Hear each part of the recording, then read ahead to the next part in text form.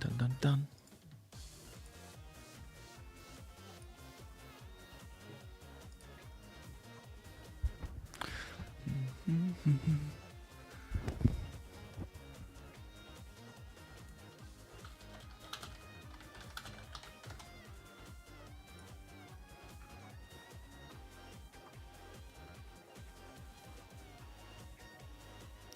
What is up, Nozdub?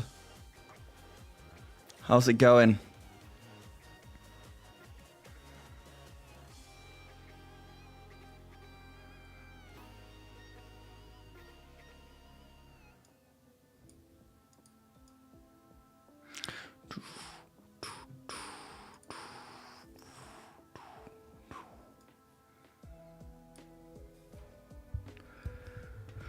Pave, Cat the Mao, present.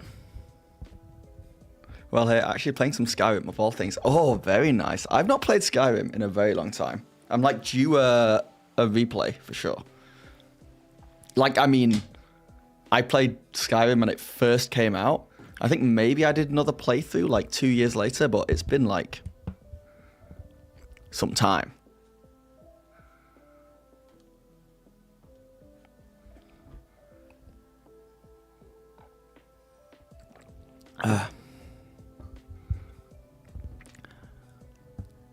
How's it holding up? How far into it are you? Brycing, what's up? Today's Pools of Darkness, which I guess is a throwback to Pool of Radiance from the very first ever D&D game was Pool of Radiance. It's Pool of Darkness. I'm looking at what's coming up, and it's like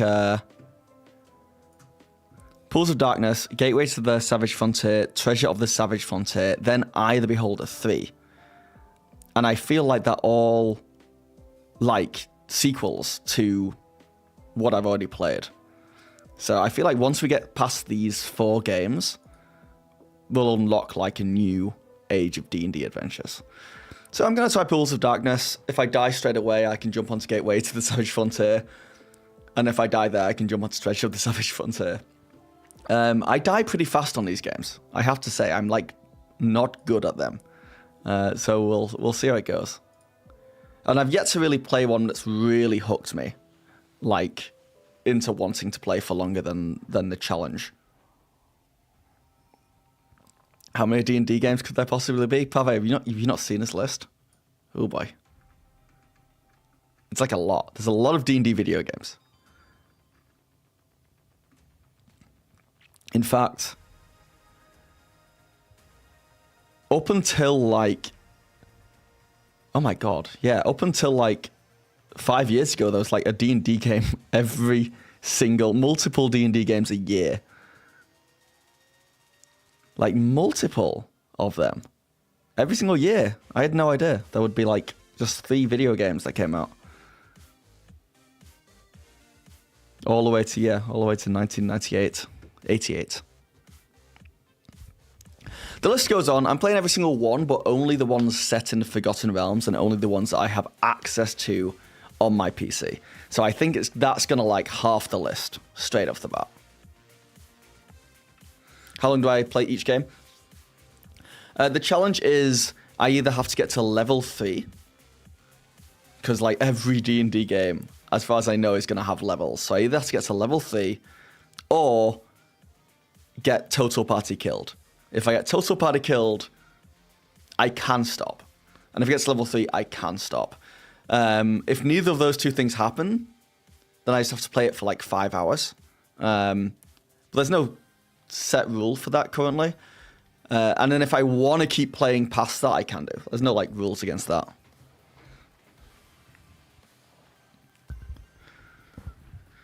I like how play BG3 with Cat on stream becomes this huge let's play it all.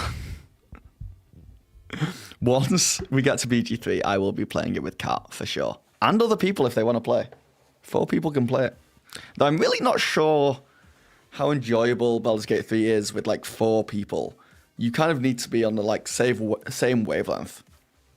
And be able to sit down and like play it a lot. Otherwise, you end up with the same scheduling conflicts that D&D has.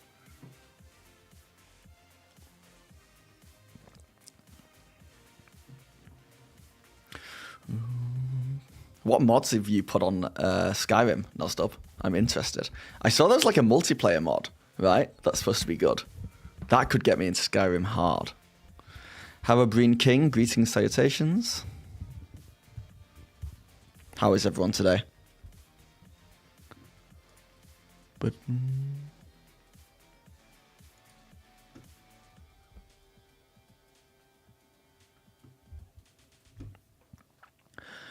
yeah, I'm in no rush today. So, well, by no rush, I mean I'm not like trying to do anything today. So we might as well just jump into the games, unless there's anything pressing. What's on D&D Reddit?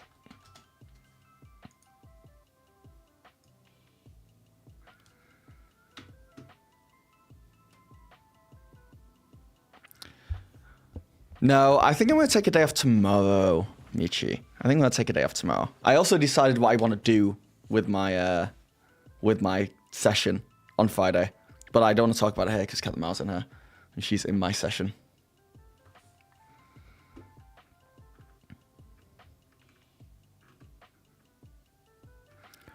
Oh yeah, it says, assuming you have a decently sized budget, what D&D related purchases are worth it?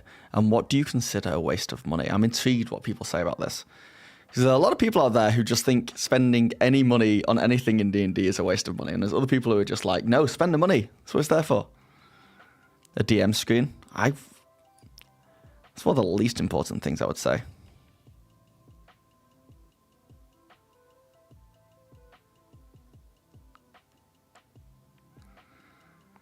Base DM needs a screen, an initiative tracker, status markers, tactile adventure-based doodads. Think antique keys, costume jewelry, potion bottles. 1 second.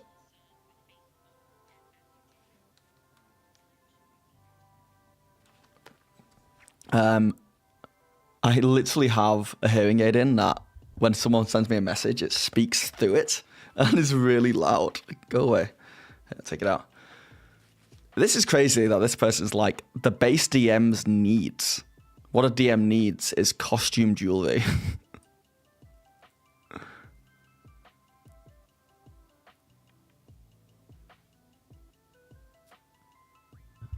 I have a hearing aid. Just to my right ear. I lost some of my hearing randomly. There was no issue. It kind of was lost when I was like 24 years old. And I went in and was like, hey, I'm kind of panicking here. I've lost some hearing. And they were just like, that can just happen. And I was like, what? And they're like, yeah, sometimes that just happens to people.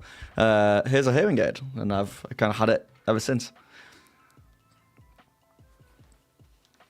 Hey, Leon, catch you later.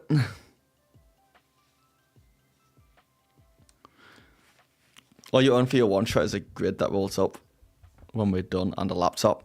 I mean, I think laptops are like the biggest bang for your buck if you were going to spend money on anything. You can just lose some of it. I think everyone loses some of it as they get older. But yeah, they think maybe for me it was like I had like a ear infection or something and it did some damage, but they couldn't go back after the fact and find out what it was. They were just like, oh well, oh welp. Paper, pencil, eraser, free rules PDF, dice. Yeah.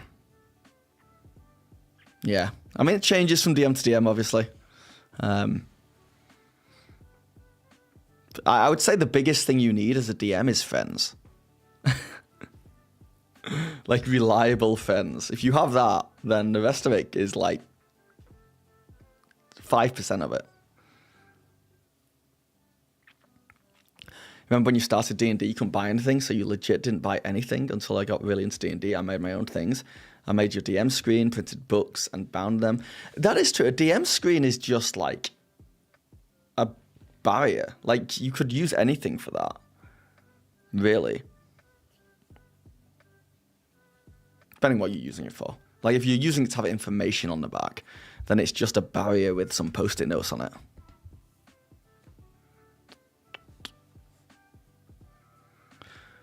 You know, sometimes certain viruses do that. They can't pinpoint it. Yeah.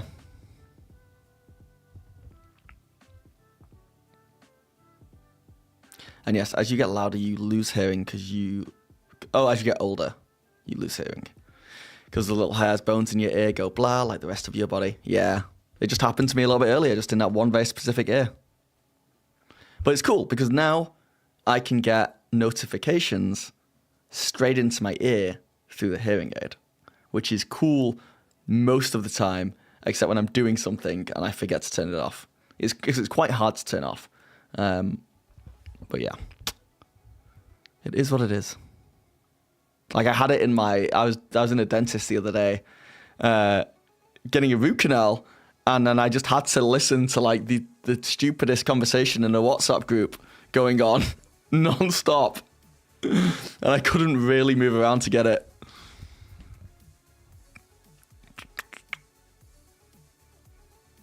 You don't even need that. Put up a flyer at the library that you're going to run a game on this day in this room. Oh, wait, what did I miss? Oh, friends. You don't need friends. Yeah. If you plan it, they will come.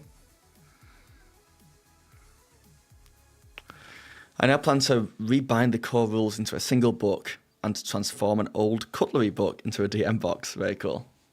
Does that make me a cyborg? I think so. Pairing the hearing aid, which I can play music through, by the way, the music just doesn't sound that good because I'm half deaf in the ear, but I can still like pick up like the beat and the music and stuff. It just gets a bit fuzzy with dialogue. If I match my hearing aid with my smartwatch, then I'm fundamentally RoboCop. You know, I'm there. I did it. How did it say? Not done it yet, King Meatbox. It's tomorrow night is the session. So I'm going to do some more planning tonight and tomorrow. But I know what I want. I know what I want to do now. I know exactly the direction I want to take the first session in. So I'm excited. No, same. Friday, boys.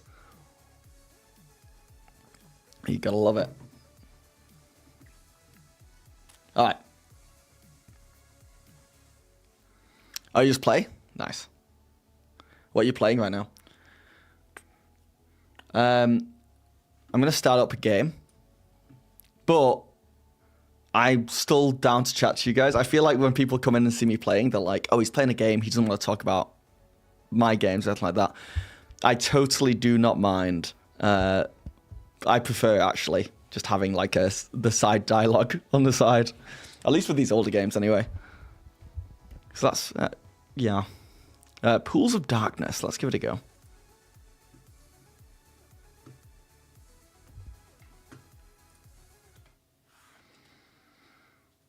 Oh, what happened? Where'd it go? Oh, it's logged up.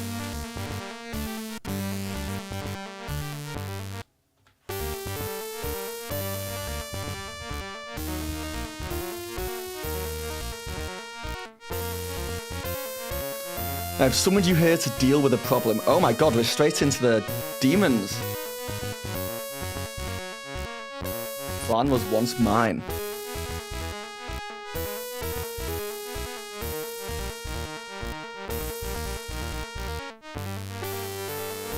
Wow, they really think I take that long to read, eh? But some would be heroes. But some would-be heroes wrestled it from my grasp. Sorry, let me turn it down.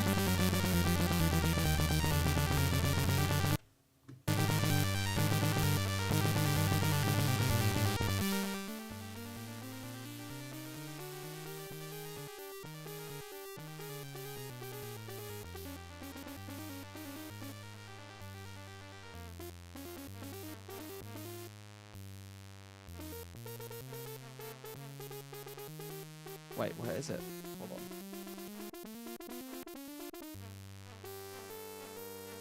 I know it's loud.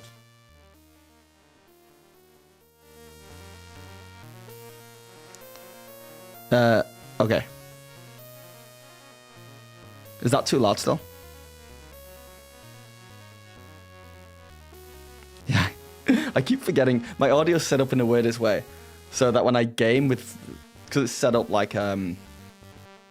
We missed that entire opening. Oh well. I'm sure it's important.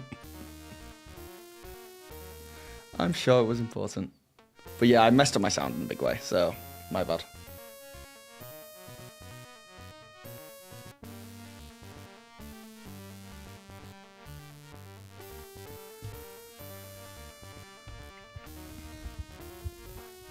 Anyone ever played Divination Wizard? My DM does not like it. I sold an encounter with like 25 goblins. It was fun. I think I've played with the Divination Wizard. They can do the roll at the start of the day, right? Where they can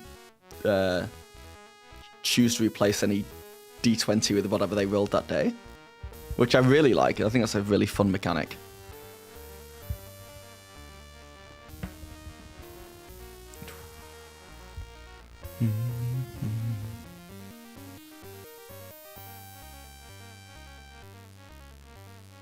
Whoa, is this just loading still? It's really a big boy game.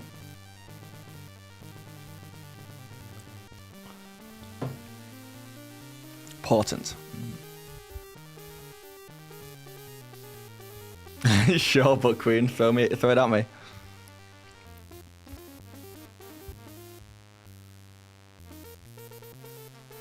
How long does this game load for?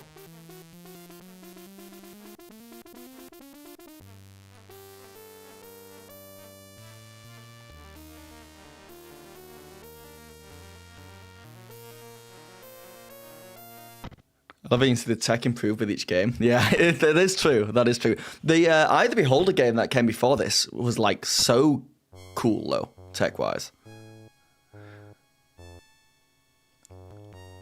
Oh, it's still loading. Weird. Here, let me minimize that for a second and make myself smaller.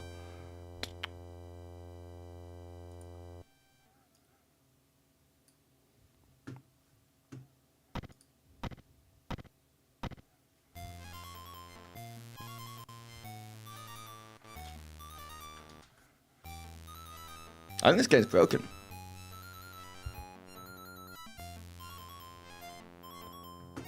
Oh, battle begins. Oh.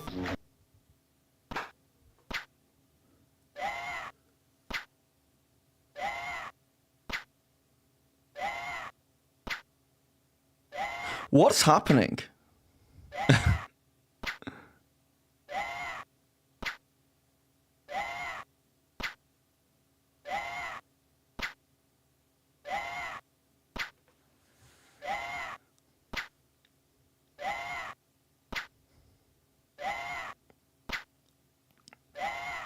Fireball's doing it. What's up, Channel of Bunnies?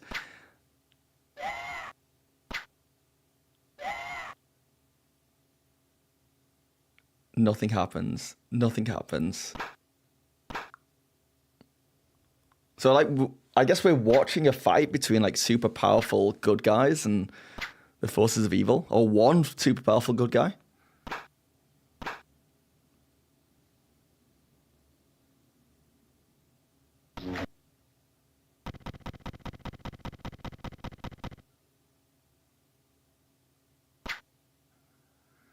Oh my god, this game.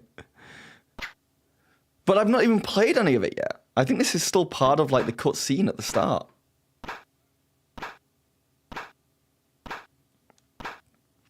I've done myself a massive disservice by never actually finishing any of the other games. So I'm sure, like, I would recognize characters and stuff if I did any of that.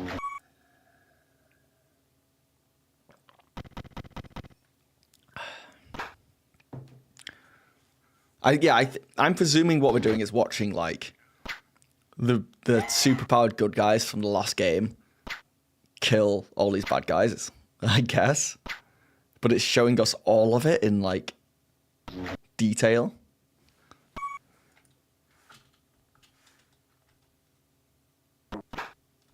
Can I skip any of it? No. Oh, I think I can. I think I can just...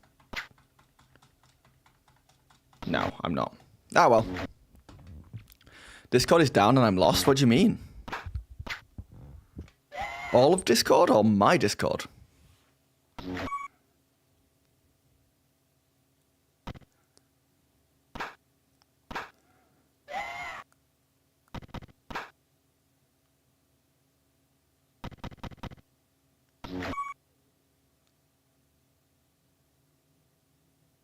Wow, this combat... This computer-generated combat is taking longer than most actual D&D combat.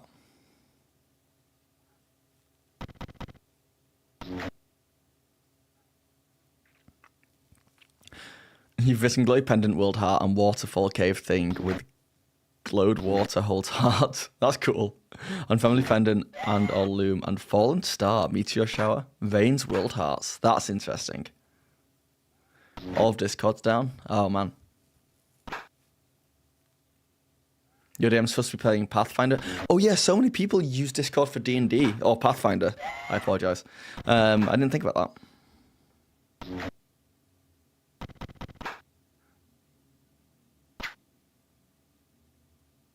All right, these guys have got to kill this one last baddie.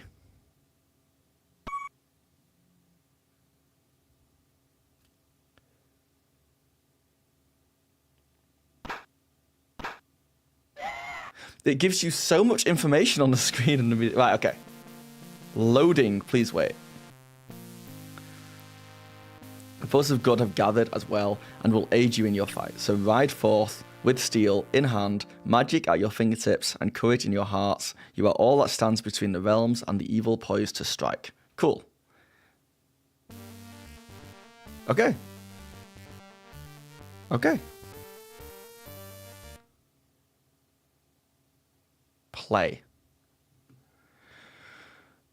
Load save game, because normally it just loads us in with load from where? Pools? Secret now. Okay. Yeah, let's see what happens if I load from pools.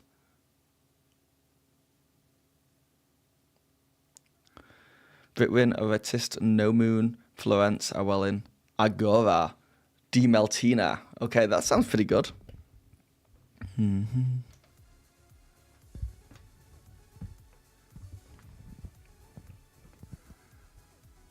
Geode Cave with Heart, Buried Treasure. Well, time to revive TeamSpeak. This party works too well together. That party? Yeah, that's true. Special sword and way of travel, World Hearts large. Look at my grammar was off because you were sleep deprived. All right, let's go into this game. Begin adventuring.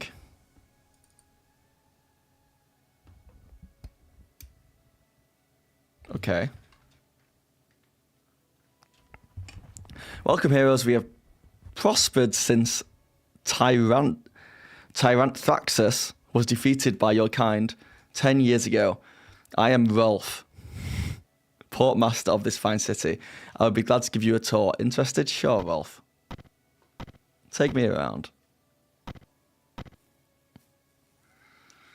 We have left the passenger dock. Due south are the new council chambers. I am certain the council will be most happy to see me.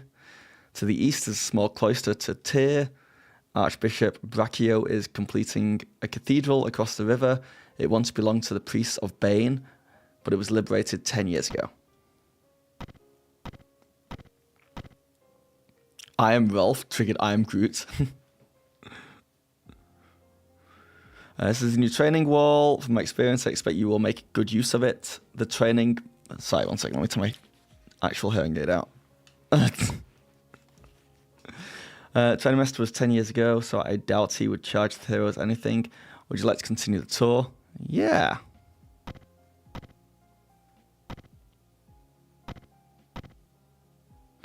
Temple dedicated to Soon. Yeah, let's keep going. Here you can see one of our decorative fountains. That's a fountain? The city has become much more pleasant since it was freed. Cool. Through here is a city park. Further west in the old slums are most of the stores and residences. So is this a city I was in the very first game? Oh, no, I didn't mean that.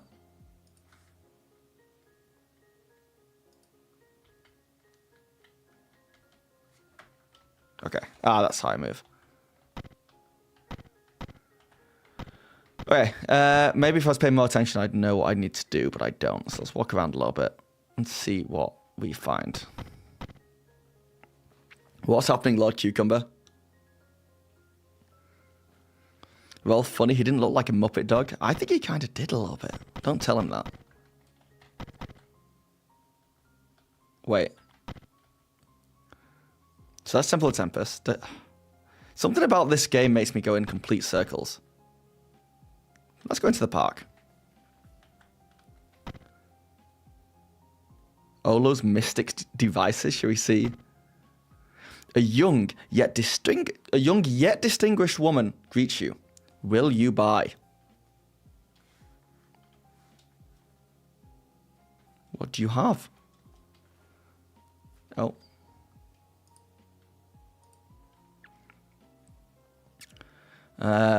I only have 200 gold, so I'm not going to get any of that stuff.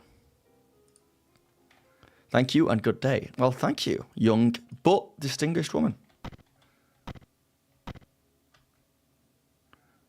A quaint shop with nothing of value.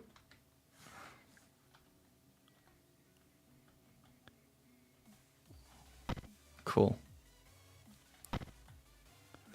This is Pool of Darkness, or Pools of Darkness. Man, this place is pretty empty. Old Guild Armory? Nah, let's go back. How did I get in here? Lakeside Inn. Let's check out the inn. Welcome. The common room is free. The common room's terrible. Why are there no... I swear the old games had more stuff in them. Okay. Let's check this in. Same woman. Welcome. The common room is free. Same room.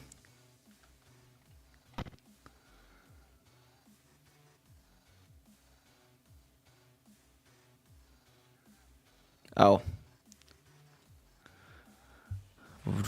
Do I think the vacuum downstairs will make too much noise? No. I'll let you know if it does. You go ahead.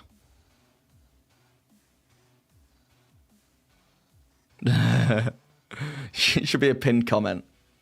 What's up, Armory UK?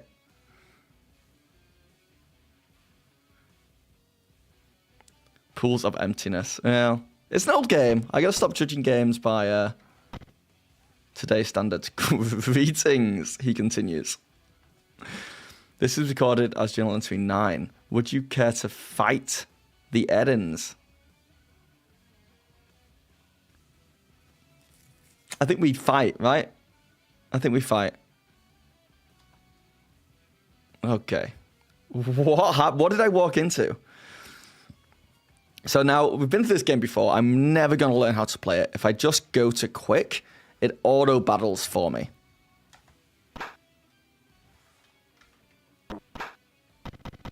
There's something... Oh, no, don't... I'm not going to get TPK straight away, am I?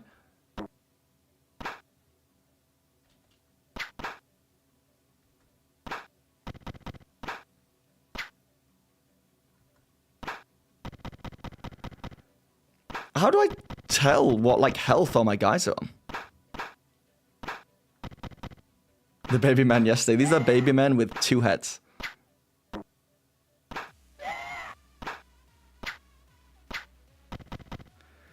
In these games, yes. The game I played yesterday, I was wrecking. I killed many full man that look full or baby that looked like man or man that looked like baby. It was one of the two. They're like running away. And we have no mercy.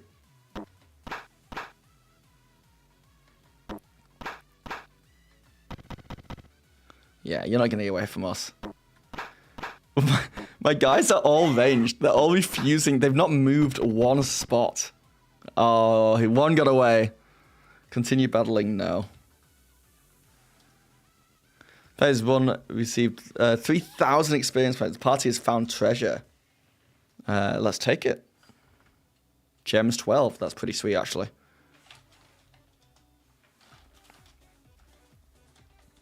Guys, we drink to your health. What is this place? Troll Toss Tavern is what I walked into. Okay. Okay.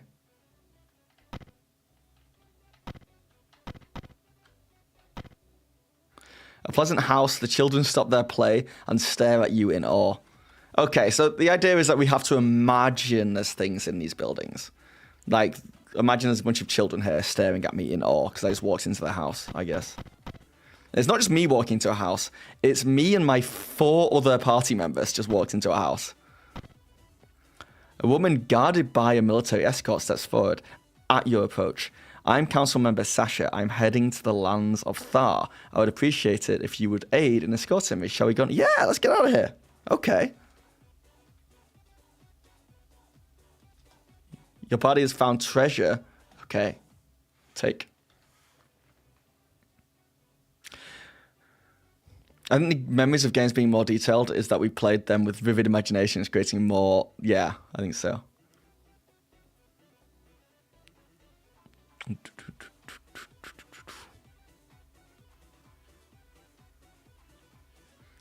And it's good at auto battle. My guys are apparently pretty good. Until there were like 8 at a time. Yes, once we got too many men, children, baby things, I got TPK'd.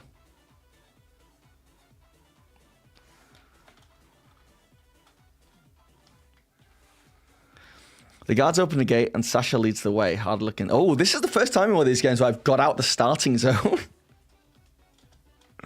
You travel past Kuto's well and through the thriving Podal Plaza. Finally, you surmount a small hill and look back upon the quiet city. In the background, a thunderstorm builds over the Moonsea. Oh, I like this. That was the city I was in? It's cool, man. Did not look like that from in there. Back at it with the 8-bit D&D games. Damn. Yeah, you would climb the big tower. How, I don't know. It's a perfect sphere. Suddenly the storm expands and blankets the sky from horizon to horizon. Laughter nearly deafens you, echoing off the distant mountains. A deep voice intones, I am Bane! I claim this land for my own. Uh-oh. A spectral hand descends from the clouds and covers Flan.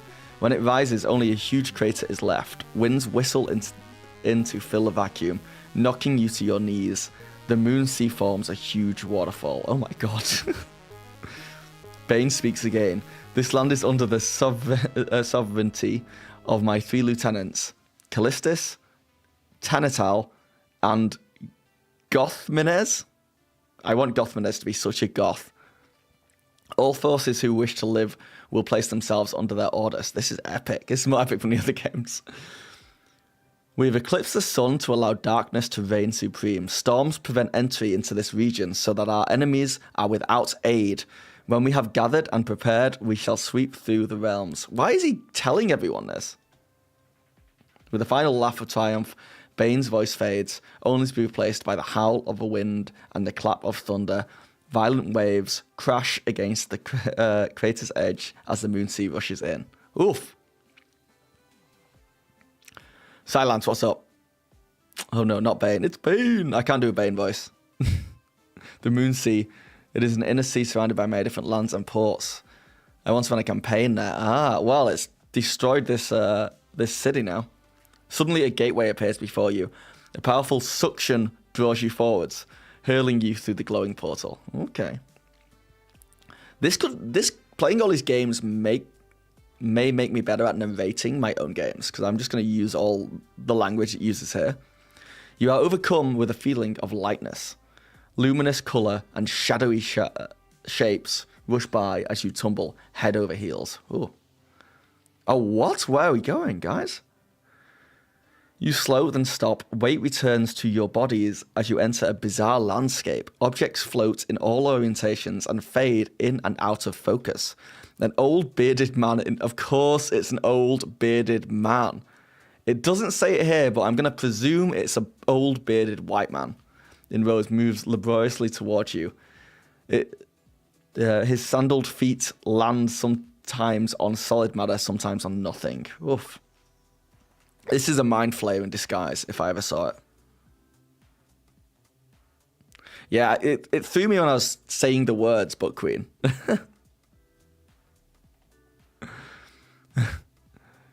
That's racist. You know it's an old... It's such a cliche of the old bearded white man in fantasy like this. Coming out of the shadows and helping people. There he is. Greetings and well met. I'm Elminster, sage of Shadowdale. All of ye must forgive my rude summoning, but as ye may gather, these are rude and evil days. He continues. This is recorded as journal entry. So what happens in the game, by the way, sometimes, is I think there's a manual that comes with it. I think I have access to it digitally, but I think when the book came out, it came with a manual with different journal entries on different pages. And when it says this continues in a journal entry, it wants me to go and look that up and read a full long paragraph because it obviously didn't want to put it all in here. I'm not doing that, but we'll figure it out. We'll figure out what's happening. I got lucky. Yeah, no, dude. Oh, it's Elminster. Elminster's an old white male, basically Ed Greenwood's alter ego. So that's just who he is. And I've met Ed Greenwood, so I've kind of met Elminster. I've not met. I've been in the same room as / nodded at Ed Greenwood. He will not be Elminster to you. He is probably the most incapable immortal white man that ever was. Well, let's see what his let's let him cook.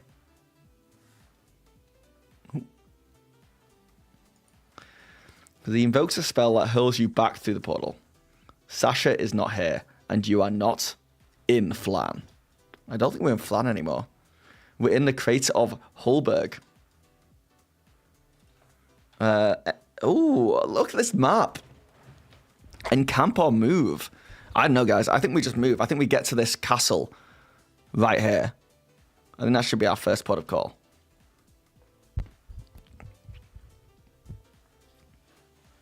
Is that a Dark Eye game, the German RPG? I don't know, actually. Yeah, I'm struggling with these fonts in general, I'm not going to lie. If it seems like I can't read, it's because I can't, but it's not being helped by the fonts. Also, sometimes the word choice throws me. You met Ed Greenwood? Wow. I still wish to meet him at some point and thank him for the last 30 years of your life. Yeah, I think he lives up here in Toronto. And I met him, there was like a Baldur's Gate 3 New Year's Eve party at one of the nerdy bars in Toronto like 2 years ago. And me and Cat Them Out went. And he was there as like a special guest. But he just kind of hung out at a table and people could go up to him and get signatures and chat. And I was sat near him and I wanted to go say hi. But honestly, I was shy. I just felt shy. I should have done it. This is a classic thing with me. I've been around, because I used to, when I worked in VFX, I went to like the Expanse premiere and met all the Expanse actors. And I loved The Expanse. And I even spoke to one of them and had a chat. And it was great, but I never got any photos because I just don't want to like bother them. I don't want to be like a bad fan. And then I always regret it afterwards. I'm like, why didn't I say something? Why didn't I get a photo? It's terrible. Oh, Canada. Yes, Canada. I'm English. I think, well, technically, I'm both now. But I think I still identify as English because that's what people see when when they talk to me. It's what they hear. And also, I feel like English humor and general English, I guess, like colloquialisms and community. I don't know. I just feel very societally English still. Canada. You should have gone to them and said your knowledge of it is expansive. Pew, pew, pew. Yeah. Were you born in England or just raised in a British home? I'm English born and bred. My dad was like half Irish, so I've got some Irish in me, but I'm pretty much from around that area.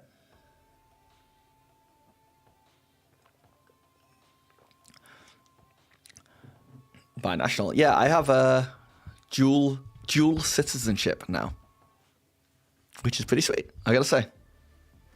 All right, let's move. Do I click on here? Oh, we're hex crawling, guys. I can move my little dot Wait, can I go into the water? You don't have a boat. Oh, is this going to be like Final Fantasy and I'm going to... Like, every time I move, it rolls on a random encounter table? You have run into a group of undead. What do you do? I think we got to attack and get some auto fighting going on. I can just chat to you guys.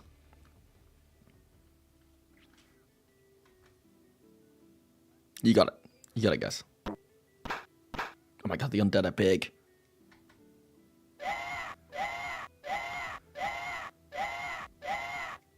I'm sorry, what did my guy do?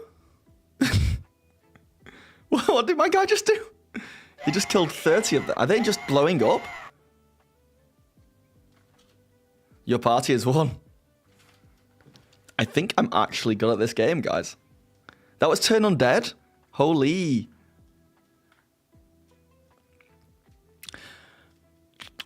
That's cool. When did you move over here? I've been in Canada 8 years now. You moved abroad. Where did you move to, Amory?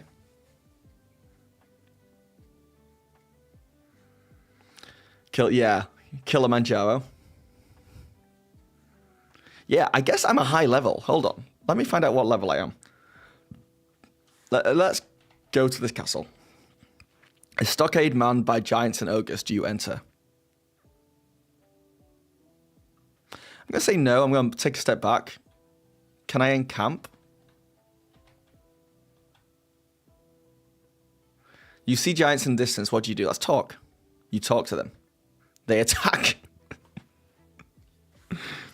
All right, get that auto battling. These guys are big boys. On either side of us?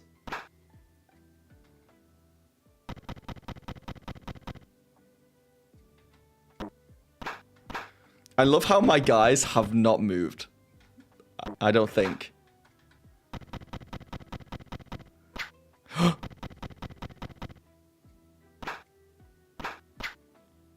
Alright, this could be the end of me.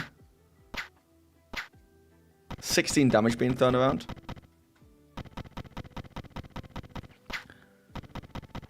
Yeah, 100 HP, I'm pretty high level. Probably level 12 plus. I took a break from the stream because I remembered I was going to record a quick video, but after finishing I realised I recorded was cut off because you ran out of storage. I relate to that so much, Goofball, and I'm so sorry that happened to you.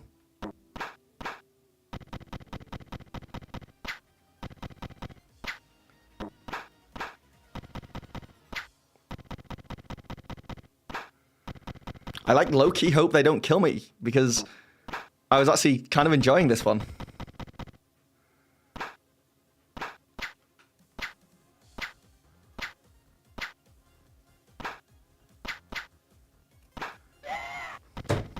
God damn it.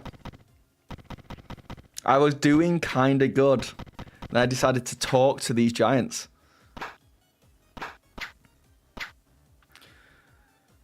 I'm following up for VFX. Why not Montreal? Toronto. It just feels like the place to be.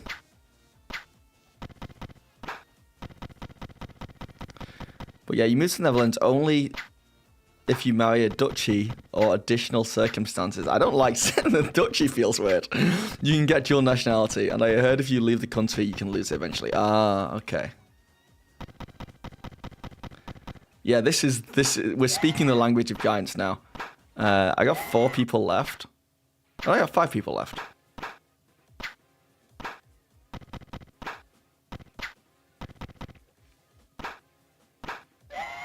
How did you and Kat meet? Bumble. We met dating online.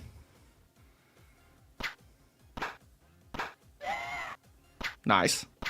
So we're down to 4 people. I wonder if we have disadvantage with these bows that all my people are using because they're right in our face.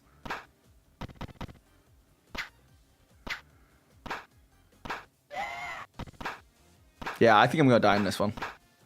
Then this is the end, and we go into the next game, which is that's a real shame, but we can't, I don't want to dilly-dally too much in these early games.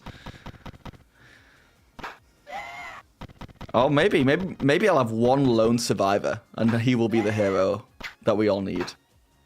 And deserve.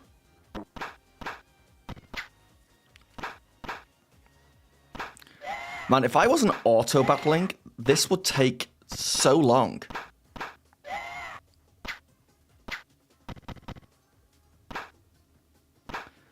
Thanks, Carlos. I think it makes it hard to settle, to be honest. Imagine being a guest in your birth country by giving it up. Yeah, that's pretty crazy. Okay. Okay. Okay. Okay.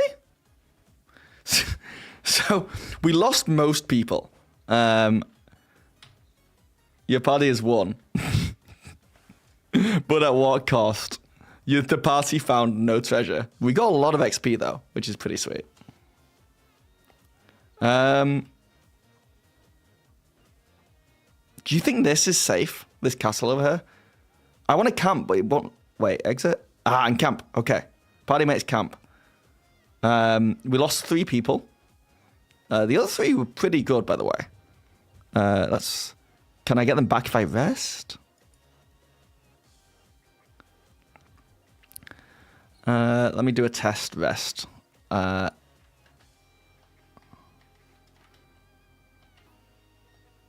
5 days. No, hold on. Let's rest for 1 day and 8 hours and see what happens. Oh yeah, they're coming back. All right, we just have to rest for absolutely, potentially, months. Let's rest for 2 weeks. Giants spot you, they attack.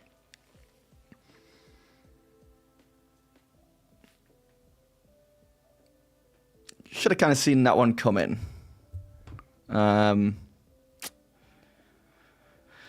Is there any way that I can move around the map and see? 1,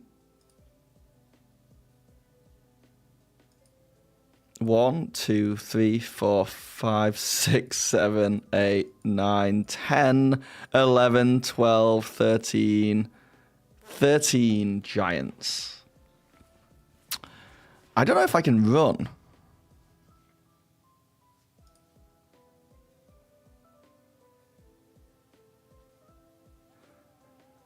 You gain 1 HP, full rest, use magic. Alright. Alright, we're just going to give this fight the best we can. This guy's just down and out still. Yeah, they're back, they're back with revenge.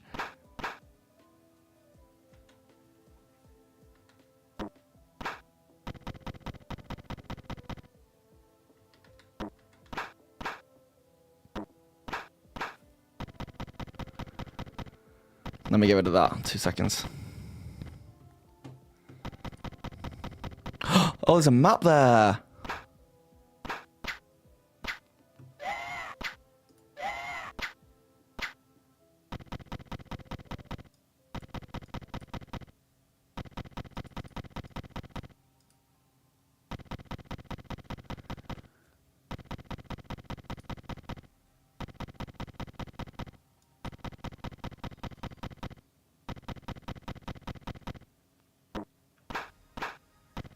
Oh, Leon. Nice. That fireball singing sorceress giant is a bit of a nasty one. Yeah, the thumping's pretty solid. Can you guys hear the music, by the way? Like the music I'm playing over the top of it. It doesn't really suit it, but it's there. Damn bots on Twitch.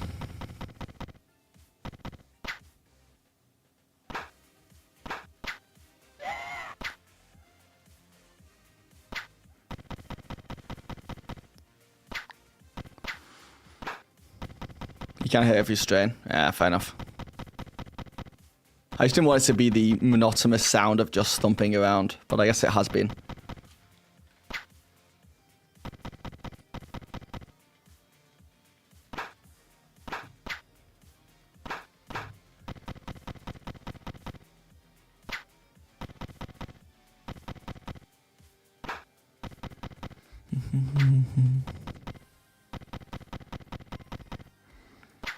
I can. I'm just gonna. Yeah. You know what? Well, I'll do that while we watch my people slowly die.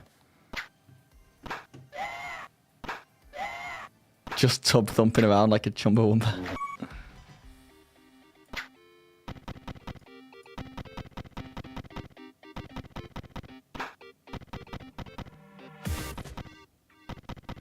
Dummy is quite nice. Reminds you of childhood. Yeah. Yeah, Ben. This is just like you could throw this on while you fall asleep. You know. Yeah, I've turned it up too high, haven't I? Do there.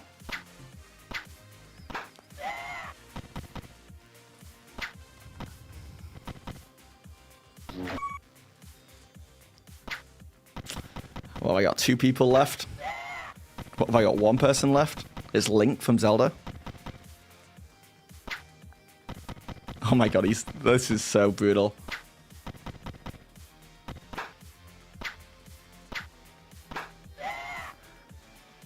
The monsters rejoice for the party has been destroyed. Oh man, they do not mess around. Let's get out of this game. We did it. Exit to DOS. Hold on.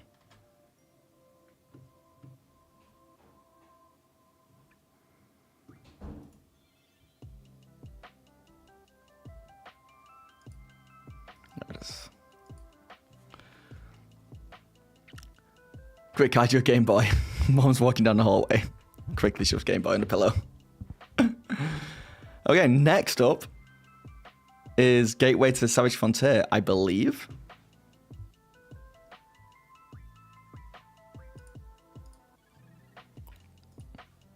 Pools of Darkness, Gateway to the Savage Frontier, and Treasures of the Savage Frontier. I think it's going to be similar, but they're also by a different studio. Stormfront Studios. So, yeah, maybe we'll have a little bit of a different vibe to it. Then Eye the Beholder 3 is after that, and that's by the same studio who did Pools of Darkness, when Eye the Beholder 1 and 2 were done by Westwood Studios. So, it's kind of getting confusing, but we'll see how the games play.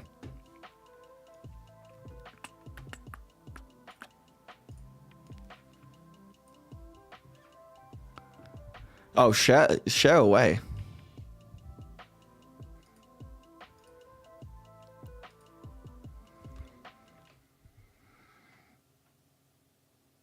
Oh, it might be really loud again. I apologize if that happens. I might flashbang you guys.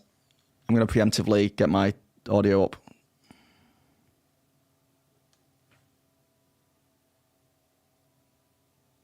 Oh, no.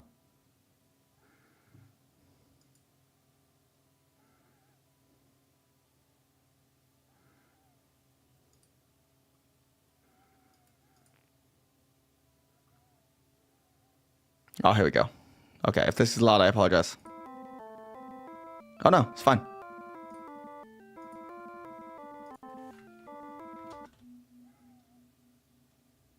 Wait, what just happened?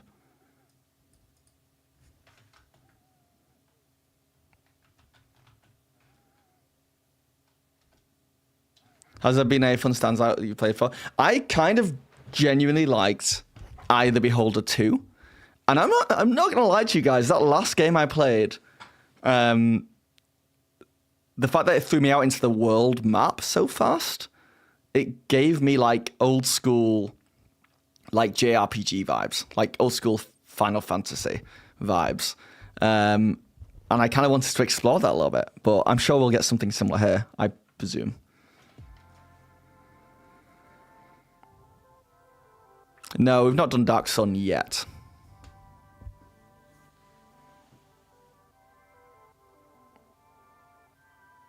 I don't think. So all these games are going to blur into one for me. That's the issue with what I'm doing here. What if Mechanism runs something called the World Ichor, a golden substance and the blood of the gods? The mechanism guards the main heart, the skyscraper level large. Oof. That is pretty cool though.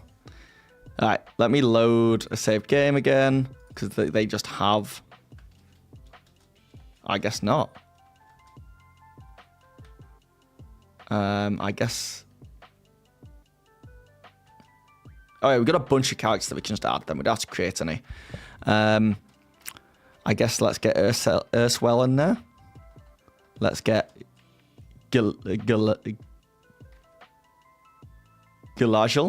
in there. Let's get HP Quixian in there because he sounds cool. Madame BK.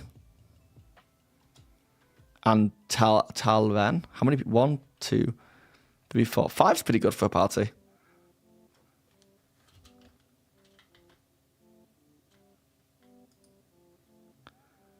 Alright, cool party.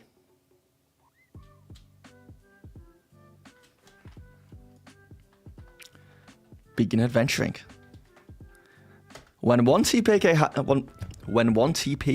happens, a new adventure begins.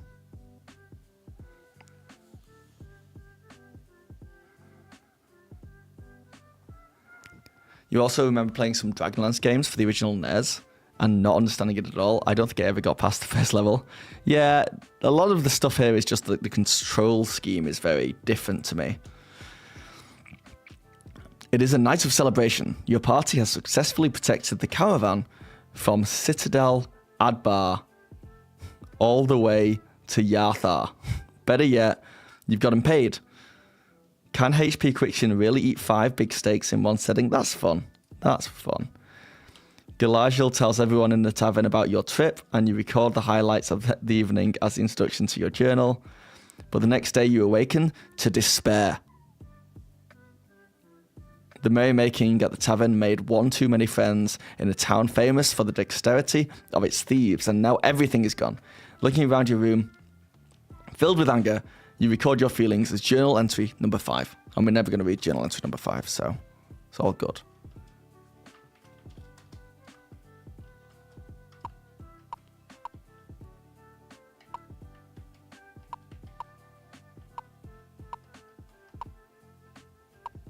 Okay, we're outside.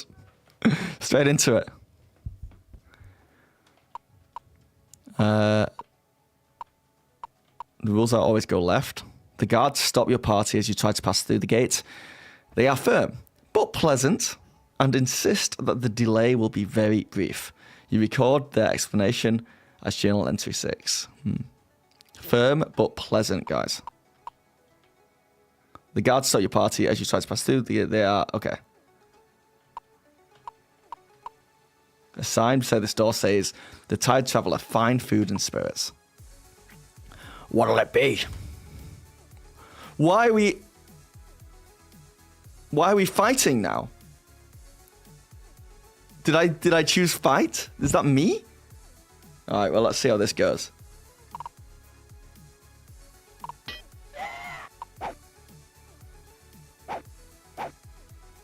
That guy's attacking his own teammate. I like this old man with the bow and arrow at the top. Very cool. The party has won. Each character receives 10 experience points. With some treasure. Money. Give me the money.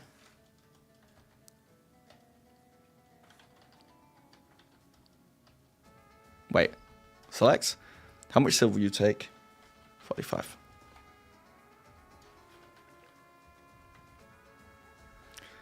Yeah, I'll take it. There's no point because I know I'm going to be dead soon, so I won't need any of this stuff.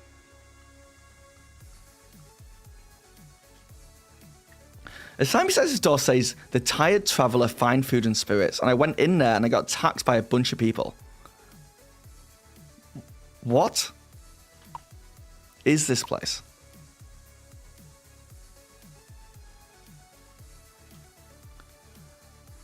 I remember playing this game in black and white on the Apple Macintosh computer in your dad's office while waiting for him to finish work. Holy.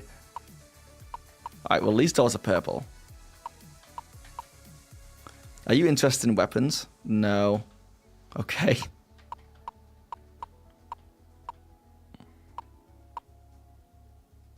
Residential area, so I don't want to go in any of these houses.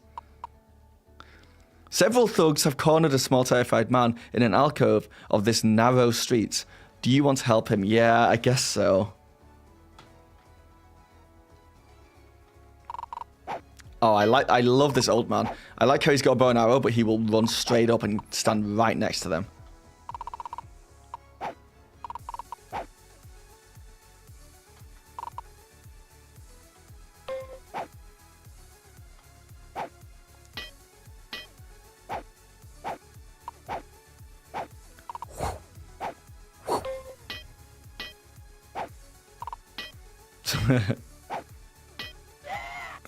Yeah, tell me more. Mike the Yeti, hello. What's going on? The Savage Frontier, it gives you instant bar fights. I guess the name kind of gives it away. I'll find out what his name is next time it's on him. I think it's Talvin. I think Talvin is the old man.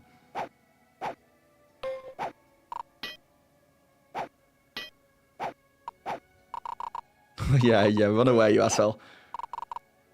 Yeah, get him.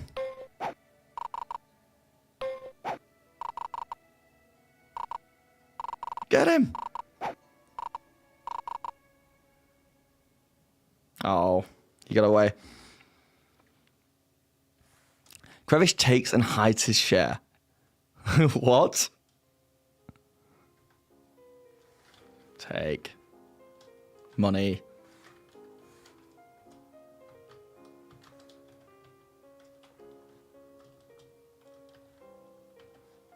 For some reason, the numpad's not working on this.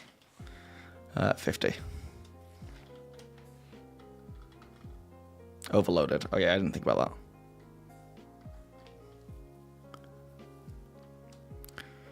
that.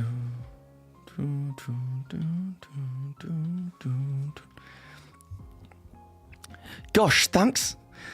Gosh, thanks, buddy. The small man stammers. My name is Krevish. Oh, this is the guy who took his share. I'm so grateful you saved my life. He continues to talk, and you record his words as Journal Entry 21. I don't trust... Yeah, I'll accept his offer. I don't know what his offer is, because I didn't read any of that stuff. I don't trust people in these kind of games. You record what happens as Journal Entry 24.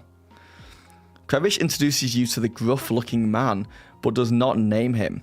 You record your conversation as Journal Entry number 25.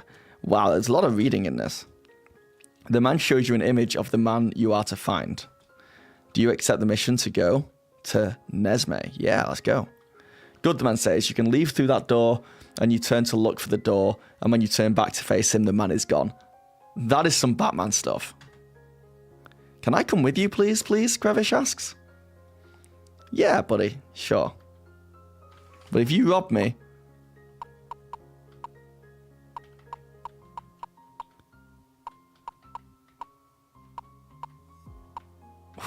Where am I? Am I going the right way?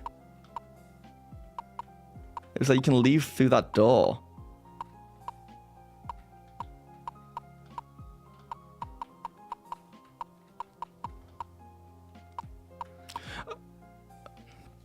As you cross the bridge over the river, Cerbrin, the people around you suddenly fall back in fear. You look around and record what you see. No, we're not going to find out what's going on, guys.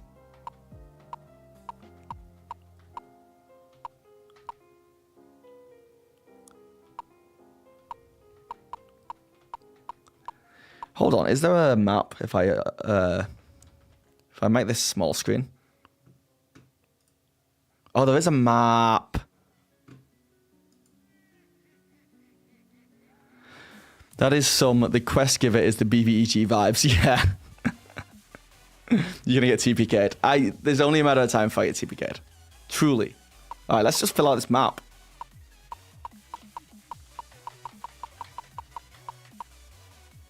You talk with the boat repairer and record his comments.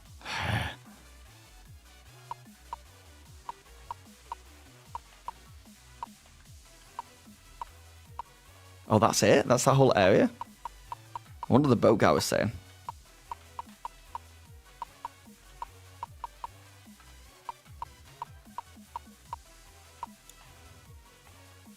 The guards glance at you only briefly as you pass through the city gates. Oh, we're getting out of here, guys. Oh, wow, look at that map. You are crossing a river. This feels like a big step backwards from the last game, right? And then I found a book from this journal online. Yeah, it will be online. I also think I have it. Like, it came with the game. I just don't want to flick through the journal to read it. All right, let's go to Neverwinter. Oh, no. Sorry. Gotta go up. The water is too deep. Oh, we can't get across the river. Is that a bridge down? Oh, it's a bridge down. You're attacked by wild boars. I'm going to try and flee because I don't want to deal with him. Yeah. And then we're looking for another bridge across the river, which I think is down there, right? Oops. Sorry, the control schemes are really wonky. All right, we're across.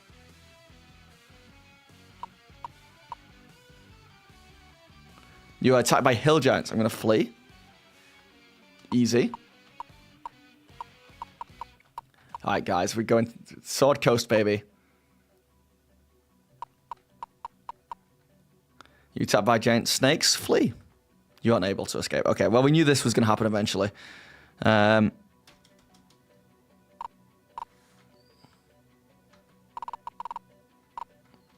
There's a bunch of snakes. We got this.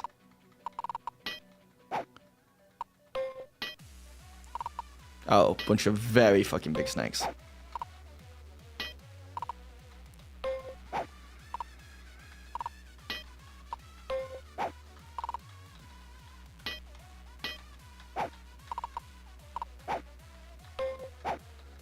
But yeah, my biggest issue with these games so far is that, like, the stuff I'm more interested in is, like, the world and the exploration. And the combat is A, too long, and B, too difficult, which is a shame. Oh, there goes one of my characters.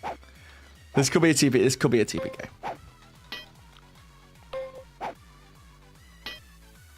All I wanted to do was get to Neverwinter. That's all I ever wanted.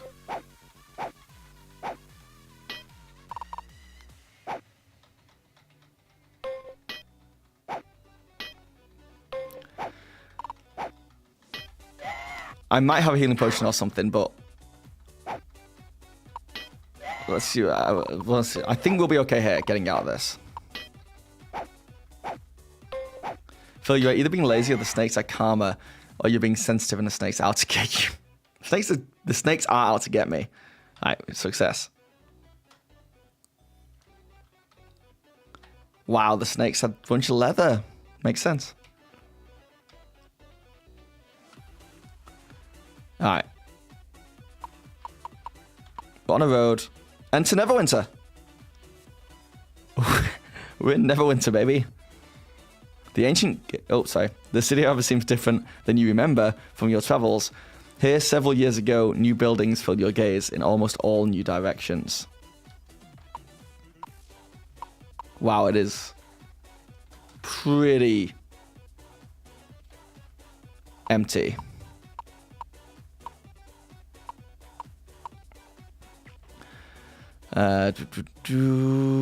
Weapon shop, Helm's Hull Works, ship and boat repair. Is that the ocean? Looks very different from my last visit. In the city?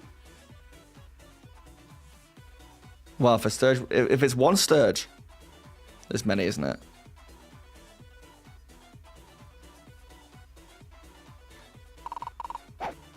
There's a ton of them. There's a ton of them. All right, Talvin, you got this. You don't have to get in there, Talvin. You've got a bow and arrow.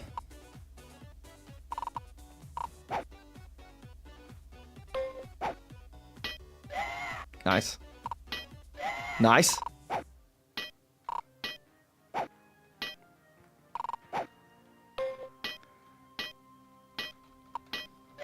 Nice. Nice. Oh, you guys got this. Easy.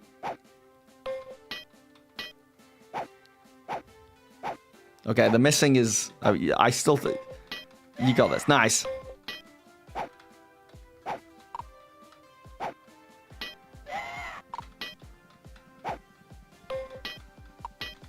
Nice. Yeah, bully him. Get on him. Kill him. Nice work, guys. Solid stuff. So what is going on in this city? Any people around? I'm going to flee from this one. You've gotten away. House of Knowledge, Temple of Ogma. The Neverwinter Vault. Now, I want to find like a bar. I want a pub or an inn. Neverwinter Inn. Would you like to rest for 1 platinum? Yes, please. The innkeeper changes your money. You may rest now. Move you. Oh, I guess I... Encamp is what I do. Your body mates camp. Rest. Days.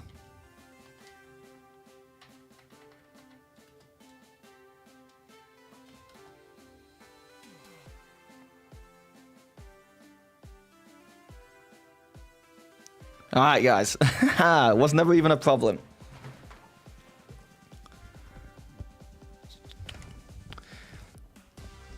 Are we dragging around a few dead bodies of the same one? No, it's that was a new dead body. It's a new game. And they're not dead anymore. I'm actually going to keep resting until everyone is full. For 10 days.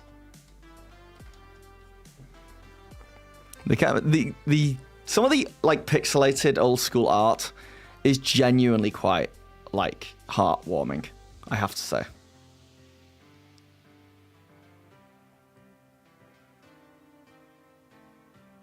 All right, good stuff.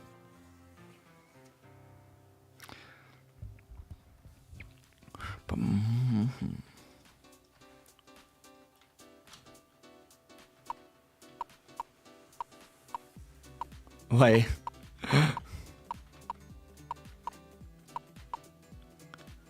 Alright, let me get a... The thing is, we had no reasons to come to Neverwinter, so there might be nothing here for us.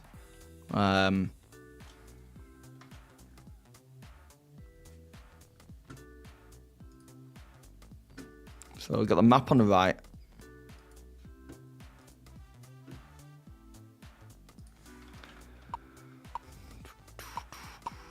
Let's fill this out a little bit. Oh, the gardens. Oh, very nice, guys. A manticore attack. Flee. You've gotten away. Why is Neverwinter so dangerous?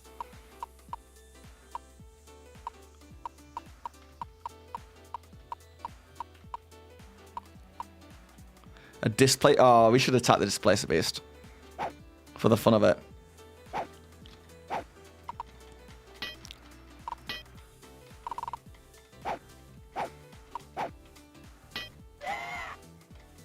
I believe Neverwinter gets winter.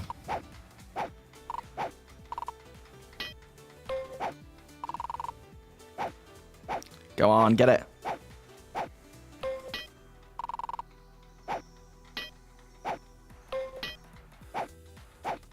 Okay, everyone's just missing. It's fine. It happens.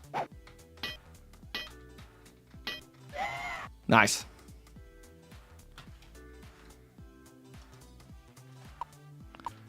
Alright, well, there's nowhere is safe.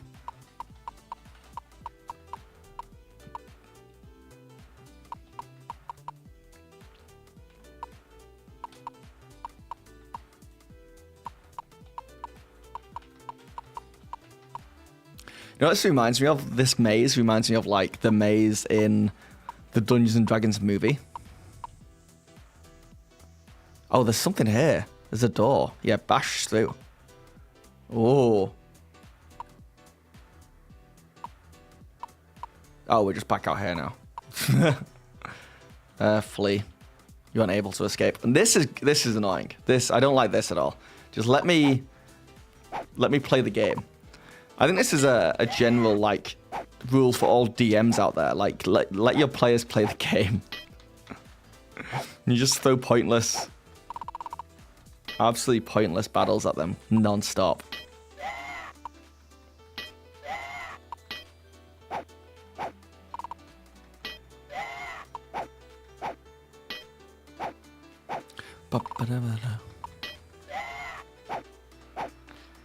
Imagine going to a place called Nevercold and it's freezing best monkeys.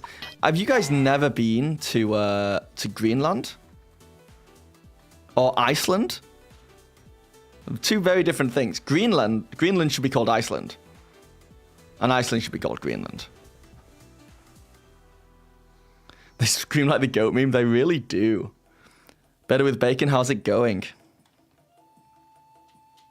You really loved Honor Among Thieves, Geek Ledger. Really felt like an actual D&D campaign. I really liked Honor Among Thieves. It's a big pity that that series was never continued. It's a fun movie for sure. I think we made a mistake coming to Neverwinter, guys. I think I want to leave. Maybe I kind of want to just explore up here. What is this? Because isn't there like the Neverwinter Castle? I want to see the castle. More gardens? Is this the castle? Hall of Justice. Let's see what is happening in the Hall of Justice. If I get attacked for going in here, I'm going to be so mad.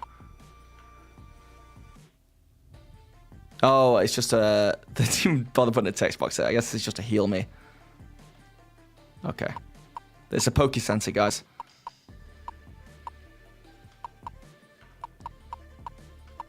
Okay, it's been there already.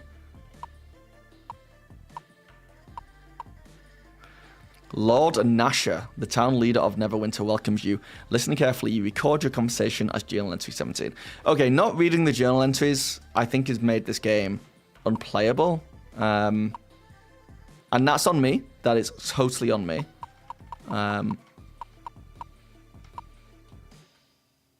A Manticore attack, flee. You've got away, cool. Nah, I think we leave Neverwinter. Let's go back to the world map. Jesus.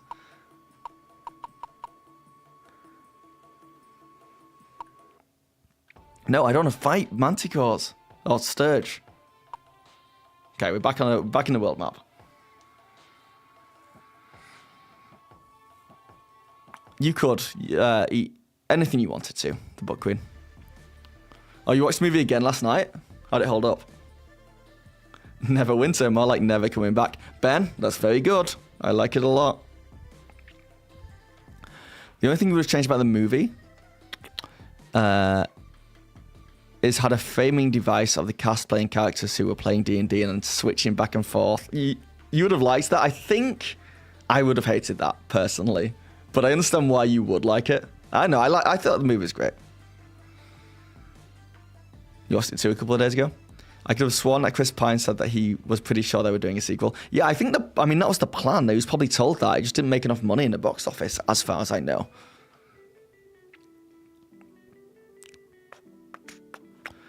Because you've never associated with any fictional worlds or lore, you've associated with the game, right? Yeah, I have a lot of connection with D&D within like the worlds and stories and games. So just drop the iPad on my face. Out. Go south. We should see another famous city or two. Yeah, should we just go down the coast?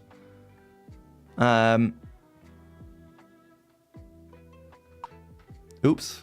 No. Fall this road down. Oh my god, the controls.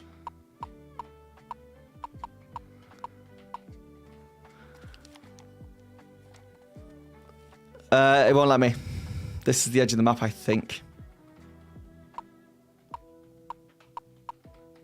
That's a pity.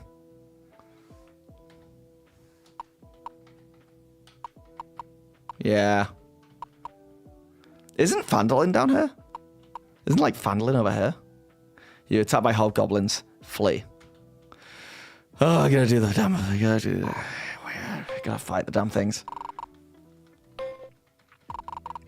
Yeah, the controls are hard.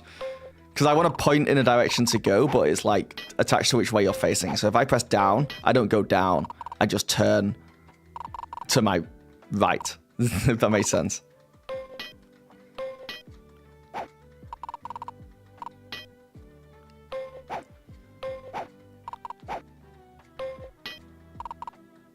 Bum, ba-da, bum, bum, ba-da, ba-da, bum.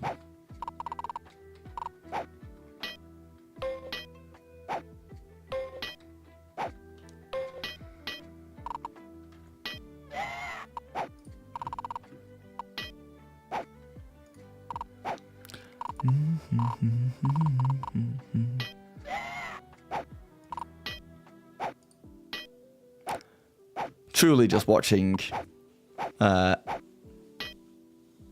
like AI fight AI.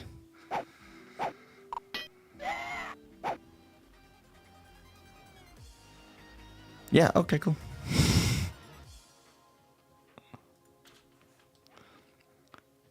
Krevish keeps taking and hiding his share, and I don't like that about Krevish.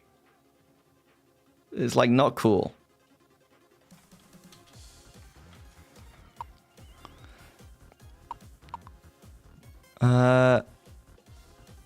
So why have that giant map on the right hand side if I can't go down there, do you think? Do you think I unlock it?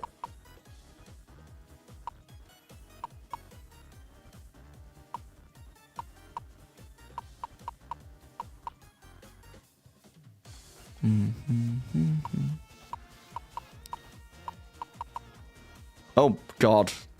Flee. You are unable to escape. Oh, no. I might have traveled too far. I think it's just one of them, though. It's just one big boy. Oh.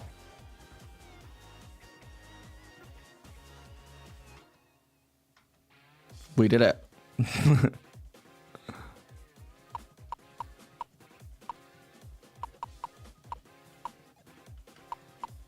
Oh, damn it. I thought there was something up here. Can't get across these rivers.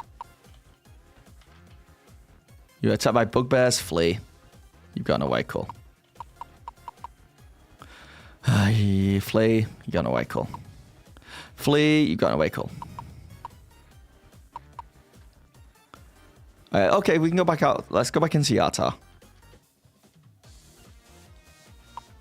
And then exit again through the other side.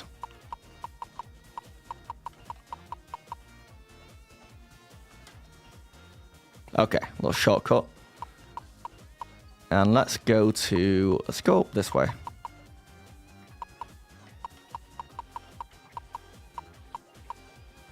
Yeah, Everland.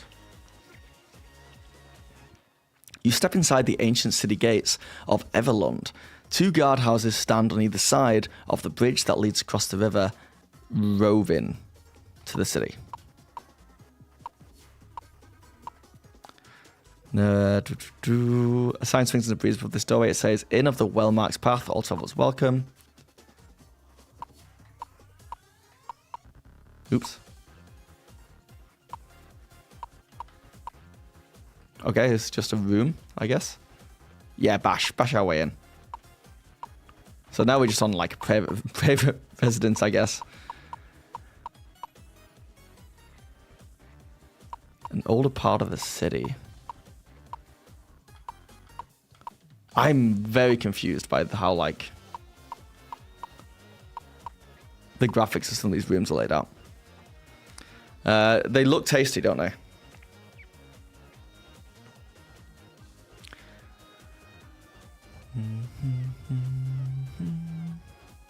How was the burger? The burger was good. The burger was very good. Yes, thank you everyone who gave me free Twitch Prime subs to pay for that burger.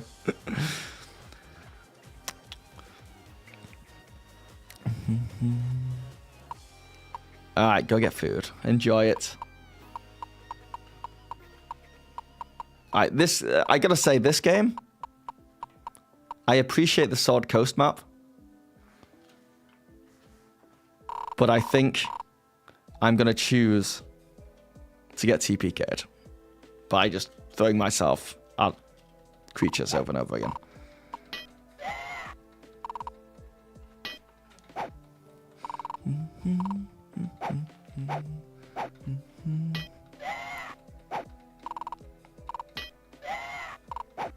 You rambling now? Hey, rambling's always welcome here, Geek Ledger, but yeah. Cold pizza from the fridge and just relax. No.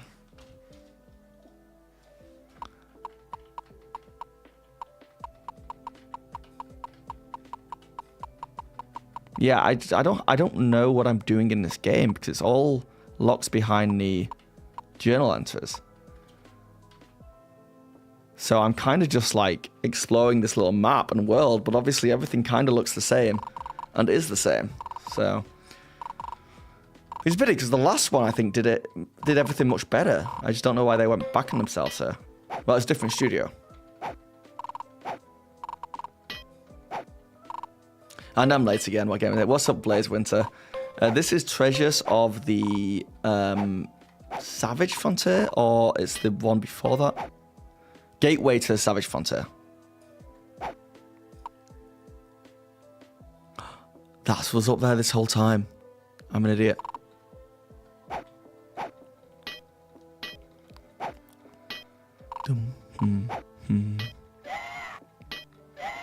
By the way, great video today. Ginny D did a third installment into the Character Journal series she has. I just love how she vibes as a player with pimping out a personal journal for her character. I think I would be the same if I would play myself. Yeah, I wonder what player type that is. The crafty, the dexterous.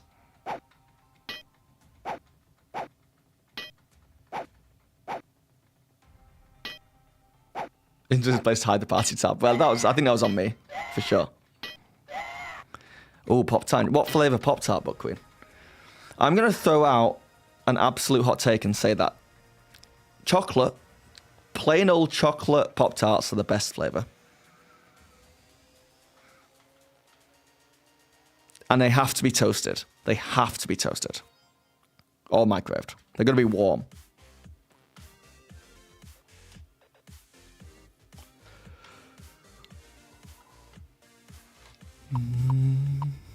Let's check out High Forest. Aye.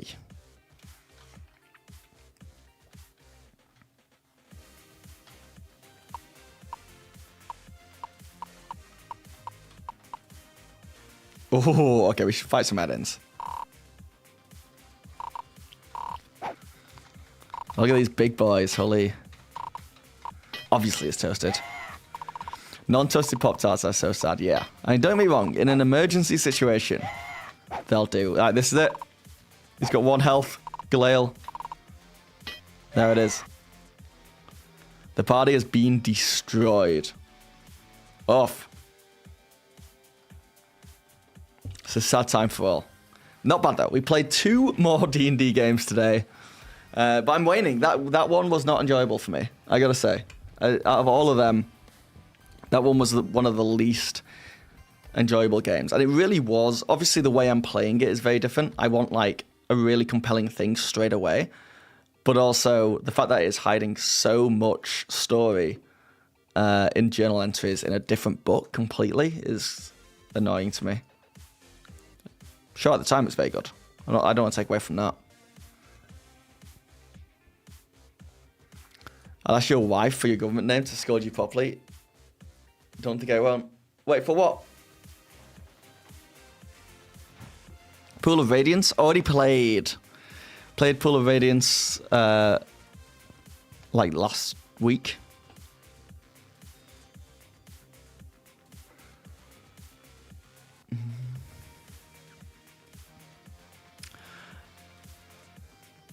So much no, but story popped us all away. I just jumped to comment to fight for strawberry. How dare you, Philip?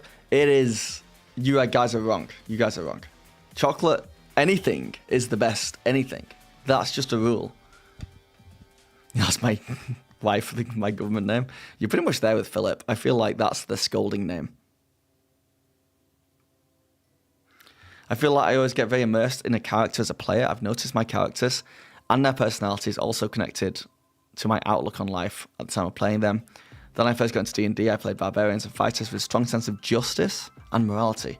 Now I'm playing rogues and current character, an Oath of Vengeance paladin. Wait, what happened? I kind of committed suicide in a way. I just threw myself at enemies and whittled away my health. It was worth it to hear the death sounds. Made you giggle. I think that's a sign of something, Blaze. I don't know what, but, you know. Very cringy effects. Strawberry Pop-Tarts are the best. Wild. Wild thought.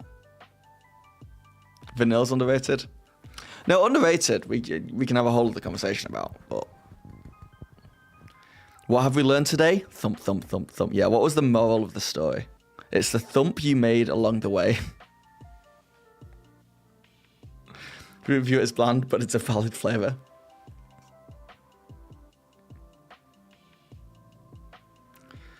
Is chocolate not... I guess it's not equal, yeah. Yeah, the US chocolate's terrible. Okay, fine. Phil, I would send a pic of my beautiful and delicious chocolate Pop-Tart that is so unhealthy, and a chocolate bar on the side. It's okay, like, I know what a Pop-Tart looks like, but if you want to, you can, but...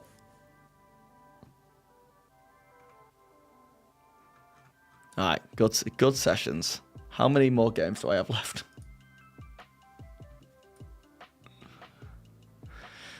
Got Treasure of the Savage Frontier to do next, which I presume is just going to be like that and is going to be hard to get through. And then Eye of the Beholder 3, which I'm excited about. And then we're going into a game called Forgotten Realms Unlimited Adventures, which could be fun, could be interesting.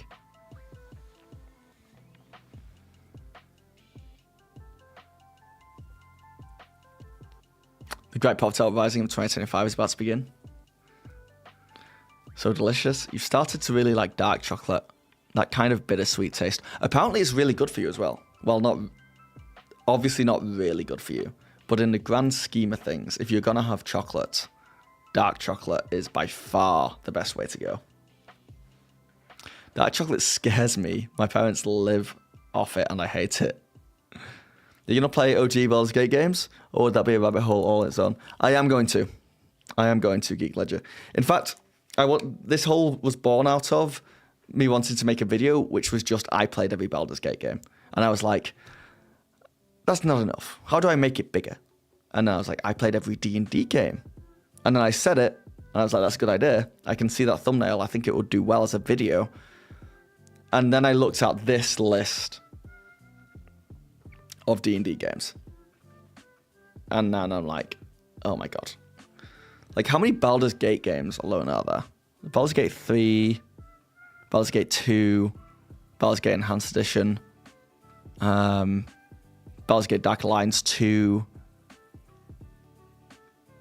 Baldur's Gate Dark Alliance, Baldur's Gate 2 Throne to Baal. Does that count as a new game, or is that like an add-on? Same with Shadows of Amn, Baldur's Gate Tales of the Sword Coast, and Baldur's Gate. So right now, we're here. And we're making our way through them, one by one. So we're going to hit Baldur's Gate in the not too distant future. We've done these so far.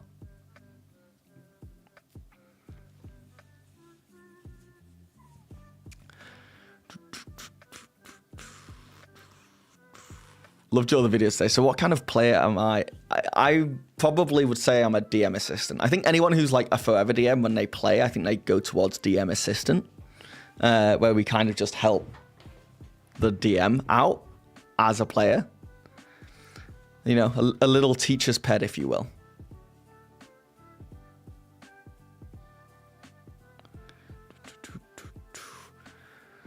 You should put a game counter on the screen so we can follow and maybe make a cute version of the Wikipedia list that you can use.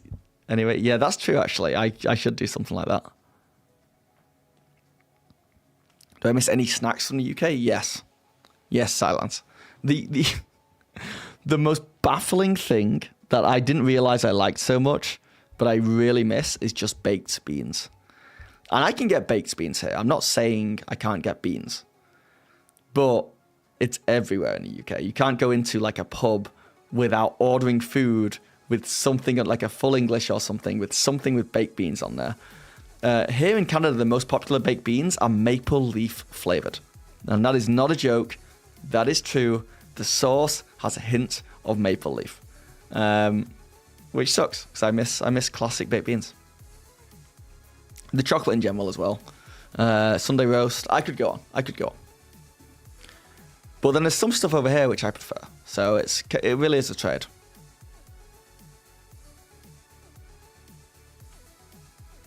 Did you hear the hole you were born out of at my death? I don't know. I don't know what I said.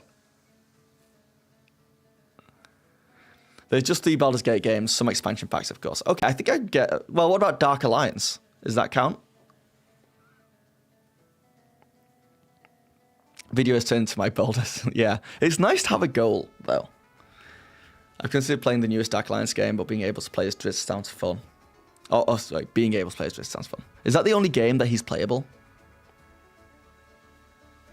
Wait, so guess what, Phil? What? Maple leaf, not maple syrup. Okay, we all know I meant maple syrup. We all know I meant that. Yeah, I don't know what maple leaf actually tastes like, so. There are the OG Dark Alliance games, which are spin-offs of the first 2 Baldur's Gate games, right? Monster Munch blew my American friend's mind. Frickin' pickled onion, Monster Munch crisps, and prawn and cocktail skips. I miss those. Yeah, like just snacks and stuff. I found that I am a DM assistant, but I always try and find a balance of not being annoying with the actually stuff. Yeah. And sometimes that can be hard because it's hard to see how you're coming across from the other people. I have to like rein myself in. He might be in other D&D games. Yeah, have you seen that the new book's coming out? Set in that Drizzt world is going to be following his daughter. Which I'm all for. I think it sounds cool. But her name is like Breezy. Which is... I'm not a big fan of the name. Your friend DM is going to make you DM in his next campaign, but I can't go where his group meets, so we're going to Zoom call. Oh, zooming in. It's easier for you. What do you mean my friend DM is going to make me DM? I wonder if when Baldur's Gate 4 finally comes out, if it'll have D&D in the title or have a stronger brand connection to D&D. It will do, because it's owned by D&D right now, and they're desperate to sell more D&D stuff in general. So it's going to... I think it will. It will have D&D plastered all over it.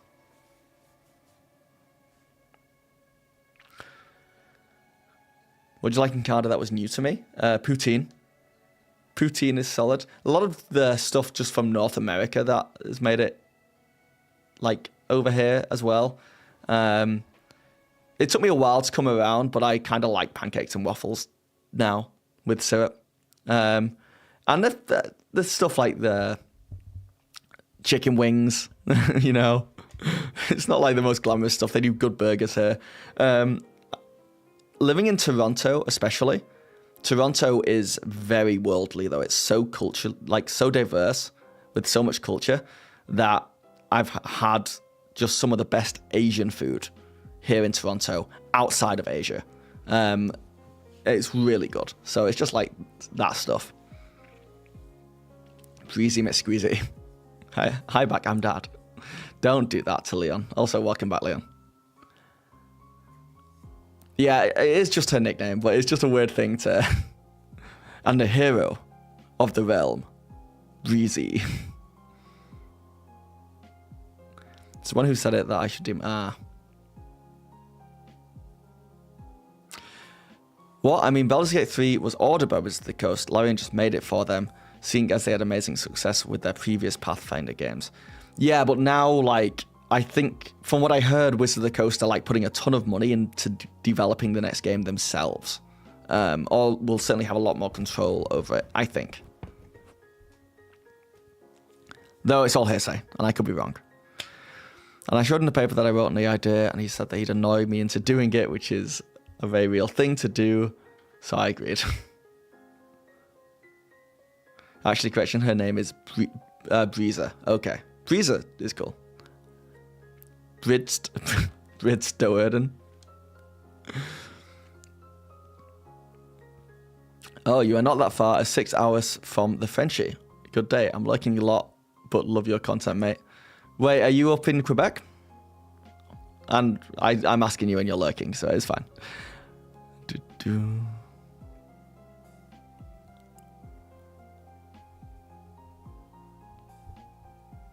It won't go well. Yeah.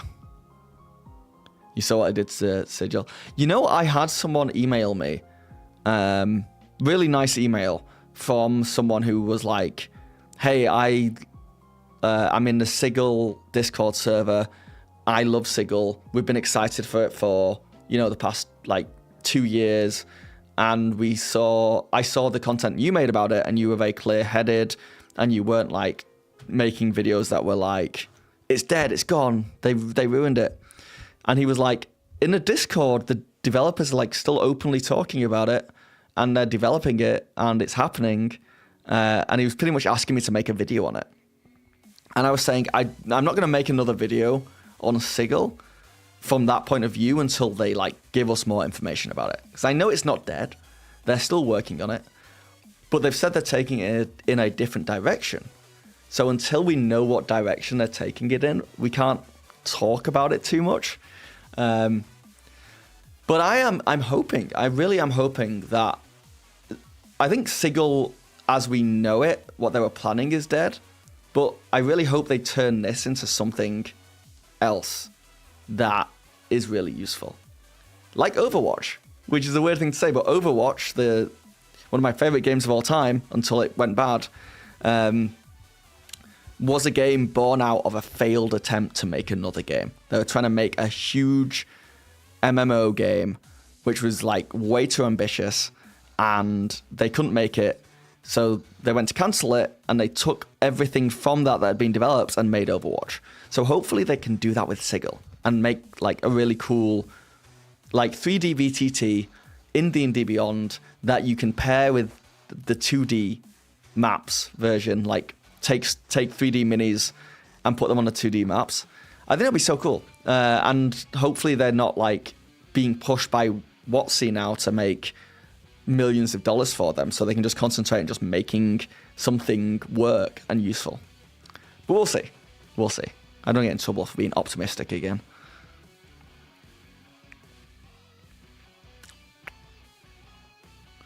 Anything made under the umbrella of a large company like Hasbro, who has their stakeholders as the utmost priority, will turn out shit. But you do know Baldur's Gate 3 was kind of made under the umbrella company of Hasbro. So it's kind of like, it depends how much control they have over it. Larian had like full control over, well, they were given free reign to make Baldur's Gate 3, which is like a good thing what he did, I guess. I mean, it's hard to find a studio like Larian that have a true passion when making games. Really comes through when you play compared to a lot of studios, yeah. There's a reason why Baldur's Gate 3 was just so huge. And I wonder how we're going to look back at Baldur's Gate 3 in like 20 years' time. Like, are we going to look back and be like, that was the last time games were good?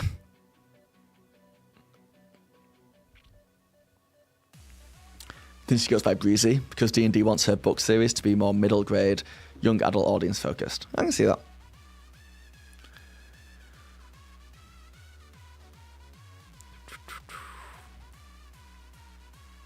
I mean, WotC wants her book series to be aimed at a young audience. Don't know why I said D&D wants that.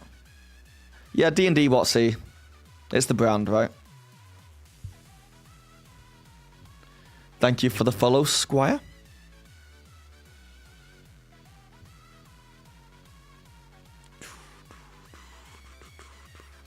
Funnily enough, Overwatch 2 was also made out of another failed game. Yeah, I realized when I said Overwatch, one of my favorite games of all time, and then I like had a flashback of everything that's happened with Overwatch over the past like, decade, and I'm like, oh my god, they really ruined that game. Alright, Buck Queen, have a good one. You can import your 2D maps into Sigil. Yeah, but I want to import my 3D minis into 2D maps.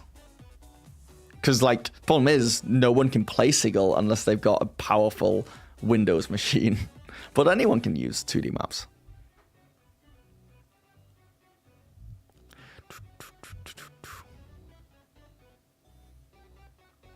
Oh, I like that it says succeeded their stealth check, Leon, when someone lurks. That's fun.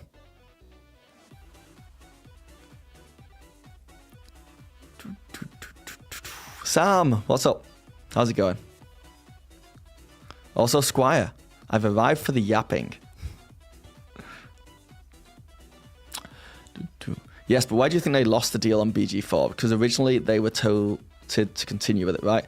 There is just the calls from Hasbro, is what I got from it. Sven from Larian stated over and over, the players come first, and that costs them future BG games. Hey, Nozdub, that I think you're probably right. But we don't know. We actually don't know. We may never know what happened with that stuff. But you're probably right.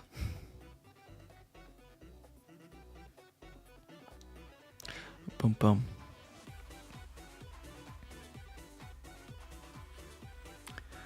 Are there any Dungeon Masters I can ask about a few questions? One actually at this moment. What's up, Mad? I understand they felt pretty burnt out making Divinity 1, Divinity and 2, and BG3. You know what a lot of people don't talk about? You guys might know better than me, you can tell me. But what was the conditions like for making BG3? I actually presume it was like a hard game to work on, like an awful game. Like, because they would create something simple, and then the people high up would be like, no, make it for the 1% of players. Do this, do this, do this. Make. I wonder what the crunch was like and stuff. Like, I can imagine it was like, for better or worse, a exhausting game to make. And I wonder if they just wanted to, I don't know, go for something easier. Also, can you imagine making one of the best games ever made, Baldur's Gate 3, and then having the pressure, also working your ass off on it and like just like destroying your life to make it, then having the pressure to make Baldur's Gate 4 straight afterwards? I'd be out. I'd be like, no, I'd probably make a bad game. Like, can they get lightning in a bottle twice is the question.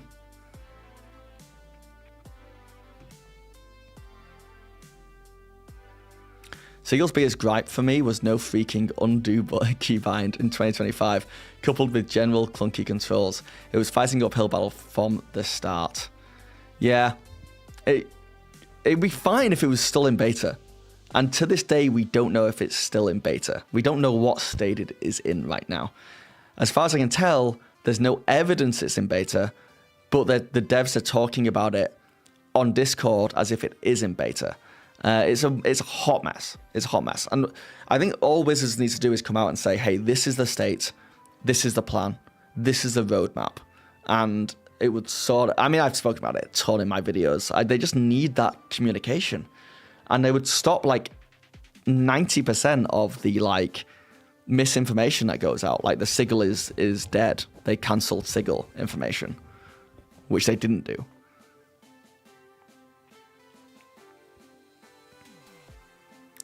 I highly recommend giving the book a read. Exodus, the Archimedes Engine by Peter F. Hamilton is really good. Okay. They also had several years of development, playtesting to help iron everything out. Is that BG3?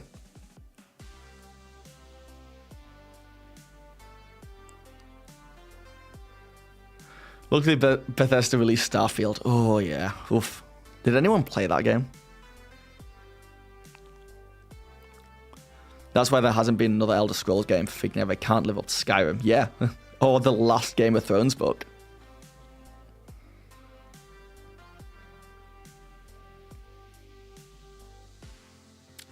I didn't mind Sigil not having an undo, but when I made a wall of like 40 pieces selected, it auto-rotate and only 5 pieces moved. My thing with Sigil though is like, a lot of the stuff in there was good. Like, it looks beautiful. Sure, there's no undo button, and sure, you couldn't rotate the 50 walls, but if you could do those things, it would be really good. And like, if it's in beta still, or an ongoing thing, they can add that stuff. Just tell us when they plan to add it. I think the biggest issue was the fact that you can... the biggest issue with Sigil is that you can only play it on high-end Windows machines and nothing else. That is the biggest issue. Even on my... I've got a high-end machine, kind of. It's getting older now. But I've never had much issue gaming at all with it. And I downloaded Sigil. It took up so much space on my hard drive that I was like, well, I can't keep this on here because it's taking up too much space. And then obviously, it made my computer really loud. And I'm just like, damn. Like, this is the issue for me. I don't mind not having an undo button if you're telling me you're going to add one, but like, make it work.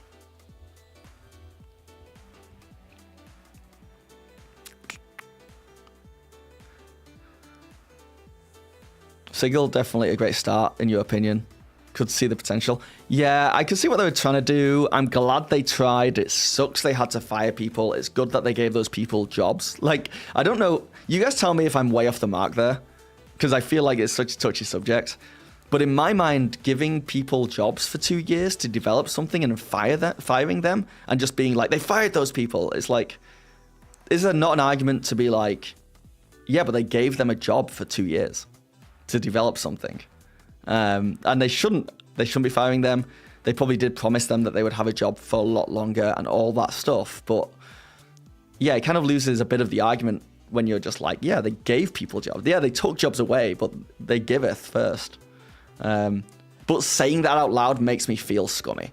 So I think I need to think on that a little bit more, because I don't like, I think any argument where I'm like arguing, like saying, yeah, it's cool that they fired those people is a bad argument, and I'm gonna step back from that. Forget I said it. Scratch that. Cut it.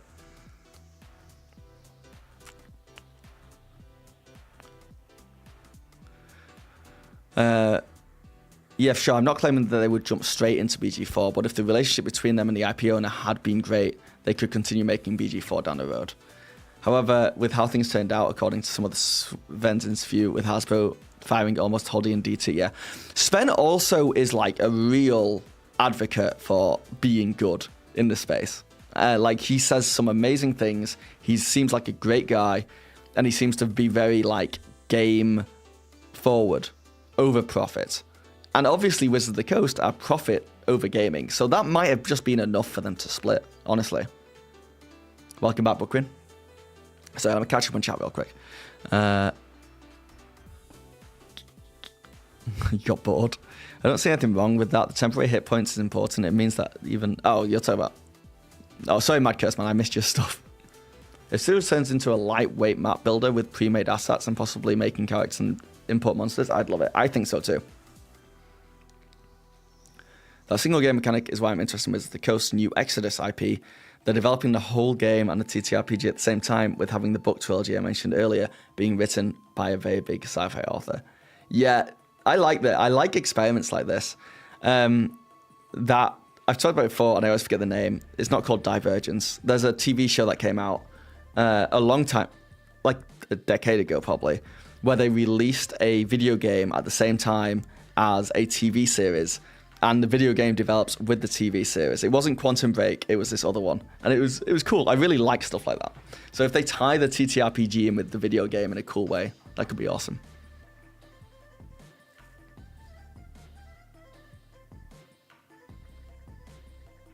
So what's going on? We're just chatting. How my buddy got laid off at the beginning of the year. They gave him 3 months salary as severance, so he's just been on a much needed vacation abroad. Yeah, if they give good severance, and they said they gave severance, we've not heard whether it's good or bad. I feel like people would have come out and said something if it was really bad severance. Even even if they couldn't legally, they could have done it anonymously. Because the amount of times like YouTubers are talking to these people is crazy. They did give them a job, but as you mentioned, the idea that they could have had a job for much longer than Sigil, like fixing the map maker and D&D Beyond interface, yeah.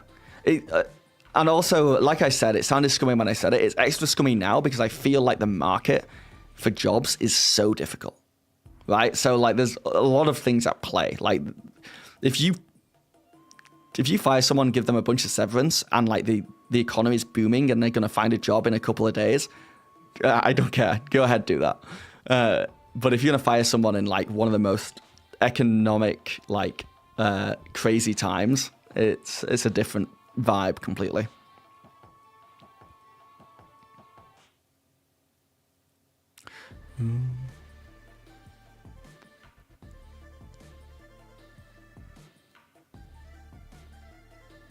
But what about if they bought a house? Yeah. But what about if they bought a house? I mean, that's just the risks. I don't know. I hear about because I got laid off, and I was thinking about buying a house, and when I got laid off, I was like, that would have sucked. But like, wait, am I an evil capitalist? No, I don't think I am. Like I said, everything here stays between us, right? This isn't being broadcast.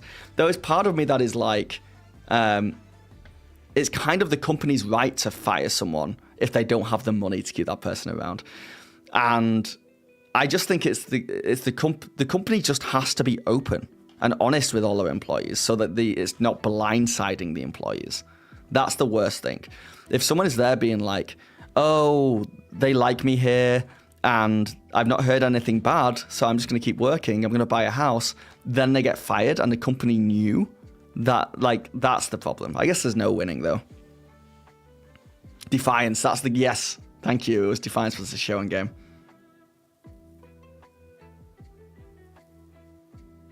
I liked that show too. Have I seen a Dungeon Alchemist? I haven't. What is that? A show?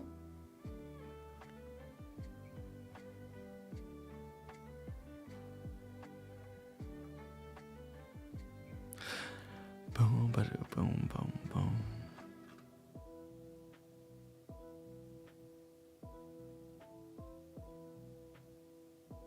Oh, it's a map making tool. Thank you for the follow, Hero Brian King. The open honest is often missing. Companies don't want to create feeling of my job is online at all times. Yes. Yeah, there's no world we can play out where Hasbro aren't jerks, didn't treat this whole thing terribly. Because they shouldn't have taken on such a ambitious freaking thing where they probably knew like a year ago that it wasn't going to work out. They probably knew. It's bad management and bad planning.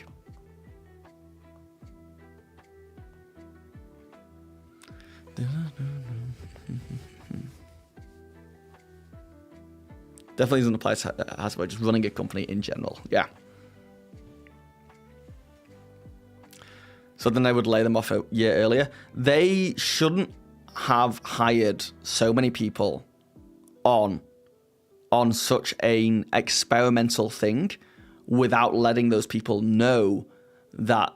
I mean, they should have kept them on contract.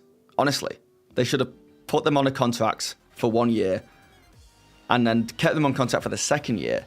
If there was a chance that they were firing everyone, if you put them on contract, then you get out of that scot-free because they're on contract. They know the contract's coming up.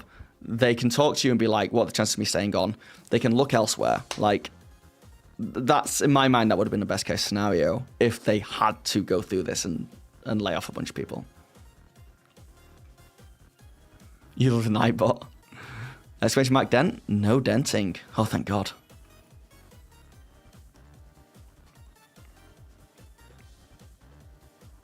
You feel like a cat pressing buttons with autocorrect could run Hasbro better? I mean, objectively, they screwed up here. Like, normally, I see obviously there's a lot of hate for Hasbro. And sometimes I'm just like, okay, but that's just a business doing business things. But, like, Sigil was a failure. And has been a failure. And the people who, I'm not saying Sigel's bad, people who like Sigil and want to use Sigil and want it to succeed, I'm not saying it's bad, I think it's good. But what they were trying to do, what Hasbro were trying to do, they failed miserably at. And we have evidence of that because they stopped what they were doing and took it in a different direction and fired most of their staff, so. Hi, I'm a new chatter and definitely not a Hasbro plant. Well, honestly, I want a Hasbro plant in here so that I can get some different opinions from both sides, from multiple angles. Not a Hasbro plant, but someone who maybe thinks differently. Because it's very easy to become an echo chamber. Hello, definitely not a Hasbro plant. Welcome. Hi, Hasbro plant. Have I considered buying Sigil myself? You mean the whole thing? That was probably cost millions. I would need a lot more Twitch subscribers, but I'd do it if I had the money. I think I would make well, that's a lie. I probably would. I think I would hire people who would have the ability to make Sigil amazing.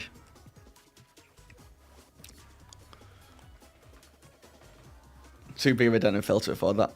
Guys, I freaking had to pay taxes. I had to pay taxes after 1 year of doing YouTube full time, and I thought I was good. I thought I was happy. I like forgot that I had to pay taxes, and now I just had to pay $11,000 to the Canadian government at my bank account, and I was just like, oof. I think I was just like, oof. Bad planning by me. I knew that was coming. I like just forgot about it. And like, yeah, it was. I don't think I've ever had that much money come out of my bank account all at once without getting something awesome for it. I don't think I've ever had that much money come out of my bank account. But yeah, so if I keep doing content creating over the next year, I am putting a third of everything I earn into a separate bank account, and I'm never looking at it, and that is not my money. Because the way I did it this time round, oof.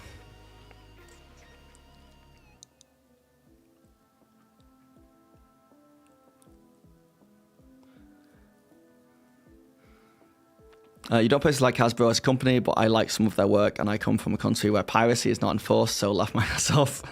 Not like they can touch me yet. Yeah. Hopefully you stay safe. Yeah, taxes are free. Yeah, it's just a third of everything I earn goes to them. In fact, this was better than I thought. This was more like a quarter of everything I earned, which was nice. Still, it was just, yeah. I get welfare for it, right? Like, I get, like, Canadian has free healthcare, if that's what you mean. So I get stuff like that. But I still have to pay for my own damn dentist trips. Post-Japan trip. By saying, I had my wedding in September last year. Then a little mini moon afterwards. Then the Japan trip. Then this. I don't think, easily the biggest, like, most expensive 4 months or 5 months of my life ever. All created by me, I should say. I'm not trying to play a victim. Like, I'm the guy doing it. I'm spending all the money and choosing to be a content creator online. Like, but yeah, it was definitely all the Japan trip and the wedding and stuff I was like planning for and like saving for and knew it was coming. The taxes, like I said, I did know it was coming, but it still shocked the hell out of me. That was the biggest like wake up call to be like, okay, I gotta do stuff. I gotta get stuff done. That's why I'm streaming today. And when I said I might take today off yesterday. I just want to debunk something. Sigil has not been cancelled. 90% of the Sigil team has not been let go. 90% of a small dev team was laid off. Not most of the devs. Sigil is still being actively developed. Geek Ledger, yes. I 100% agree. I believe 90% of the Sigil team was laid off, though. Though you sound like you know more than me, but yeah. Sigil has not been cancelled, but the Sigil they were developing, the plans they had that they needed a 40-man team for, and years of production, that has been cancelled. That's gone. We're never going to see what they were making, which is how I feel about it. So it kind of part of it's been cancelled. It's not the same. They're taking it in a new direction. They're creating a new thing. Get an accountant. But I got to pay an accountant.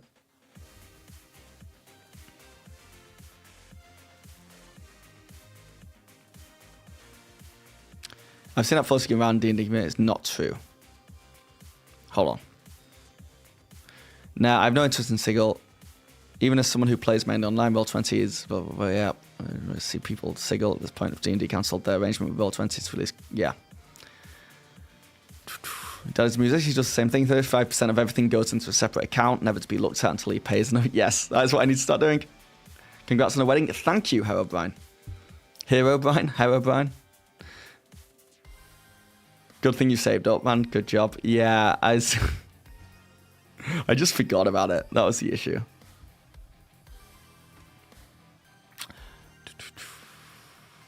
Phil needs more subs. No, I need more views. That's what I need. Need more YouTube video views. Need more eyes on me.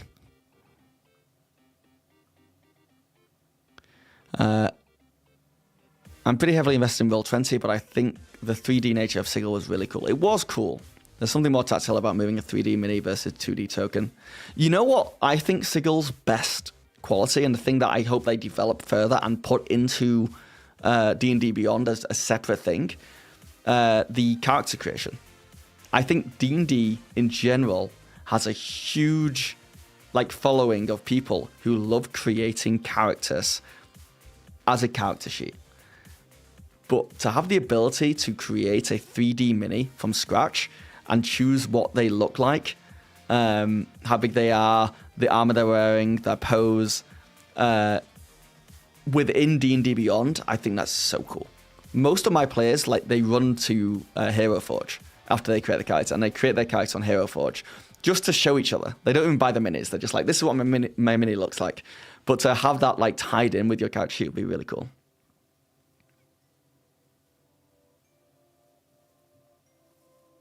On the positive side, it shows you are successful at earning money on YouTube. That's what I kind of think. I'm like, man, the fact that I'm so ridiculously poor right now is a sign that I'm doing it. I'm doing it. I'm doing the thing.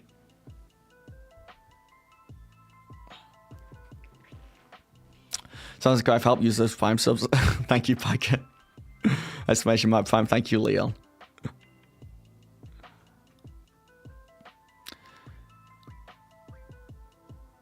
Should have been doing that already. Yeah, I know. I should have. I'm going to start now.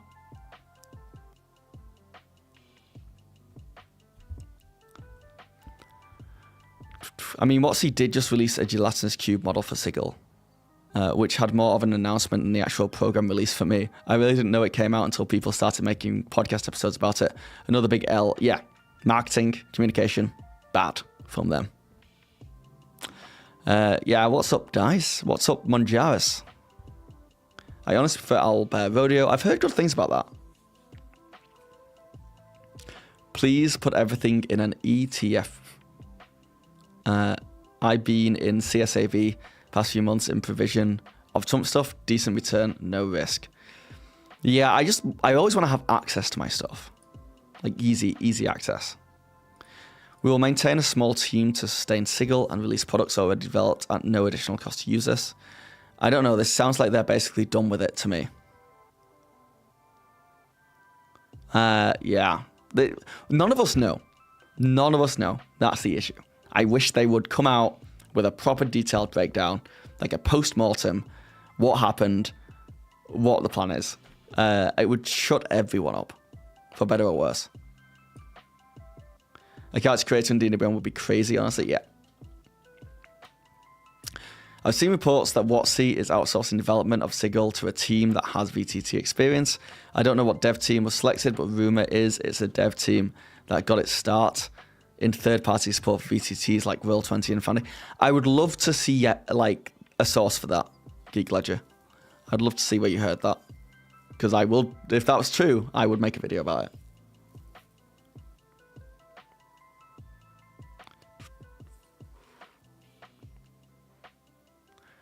I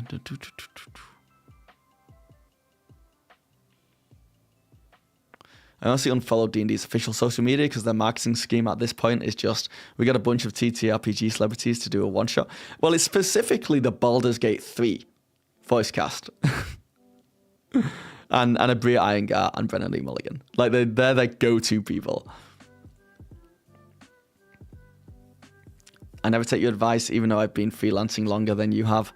I was doing it, but then I stopped because we just had so much money coming in and out that I was like, I might need this money. So yeah, I'm not gonna make excuses. You're right. And I'm not really a big time hater of WotC or D&D. I want to root for them. Yeah, it has plugins to add things like initiative tracker and HP and AC. Quite good, even conditions. There was a bit of a learning curve though. That's been my biggest issue, and Sigil had a learning curve as well. D&D in general, TTRPGs in general, I personally think have to work on their pick up ability and play. I just wish, because even teaching someone how to play D&D now, I love doing it, and I really enjoy the experience of seeing a player play D&D for the first time. But Leon, thank you for the 100 bits. Is that? Thank you so much, man, for the goal. Why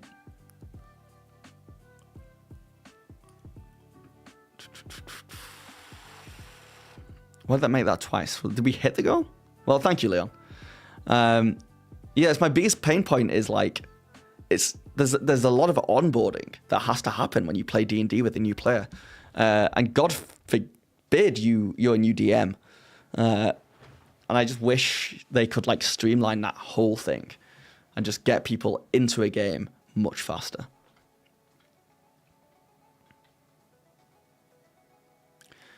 Phil, for those less tech-savvy like me, how can we find you on Twitch?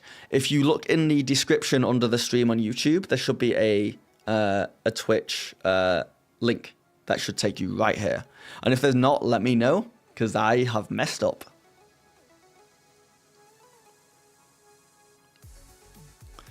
Yeah, before the BG3 voicecast, it was Lego with Ginny D and others.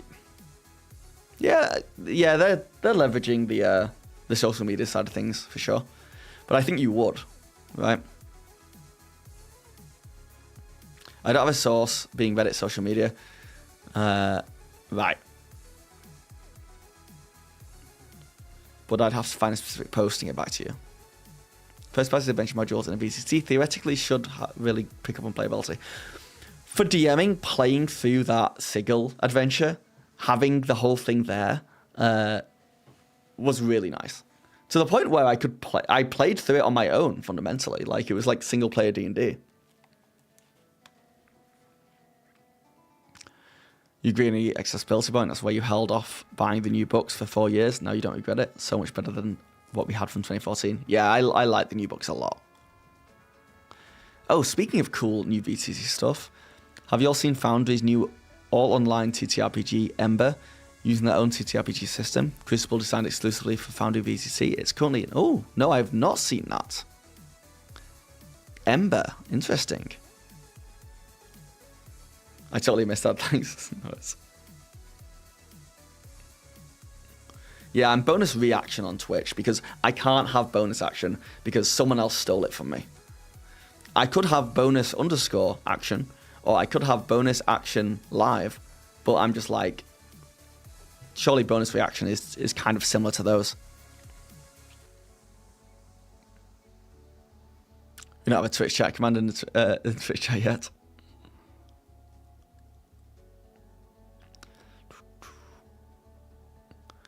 You packed Ember, you'll see if you actually use it. Oh, you backed it. I was like, wait, you packed it? Ember's not what I thought it was. Would we need a Twitch command on Twitch chat though? YouTube has another bonus action that tries to confuse my searches. Is it the actual play, guys? They appear above me in search. And good for them. I've watched them, they're pretty good. But I'm older than them. I should appear above them in search.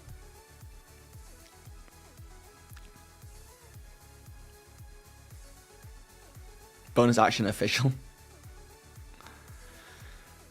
That's true, we have hair like... hair there. That's true, we have commands like hair and glasses. Damn.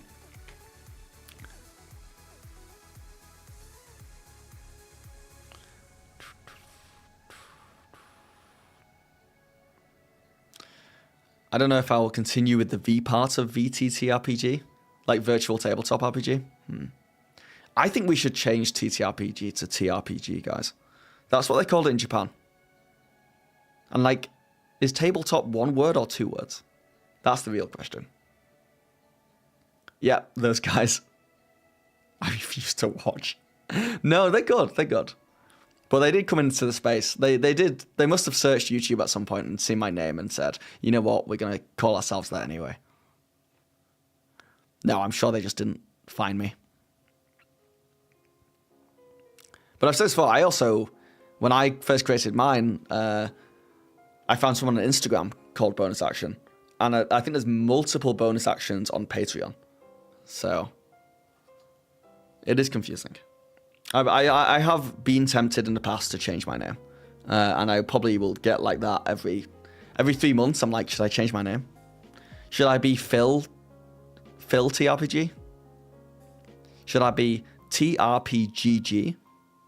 Like good game. I almost called myself Action Surge for a while, but I think there's other Action Surges.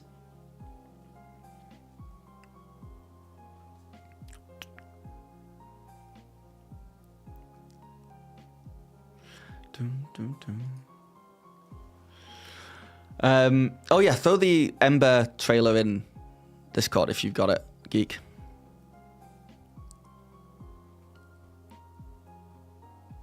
Maybe I'll watch it now on stream. You know what? Let's have a look. It's on YouTube. Search TTRPG Ember.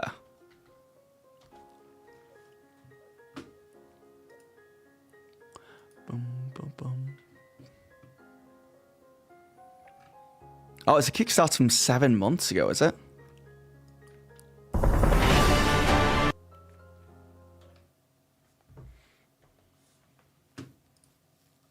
Oops.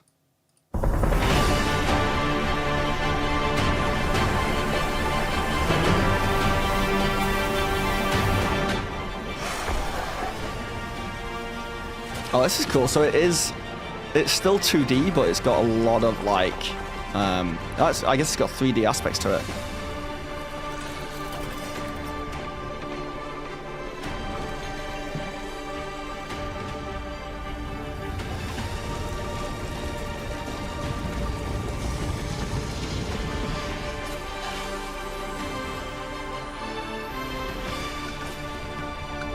So when's this coming out? Holy, this is not a trailer, this is a... Hundreds of unique Ember begins with a beautiful character creation process. The whole thing. Let me go to the Kickstarter.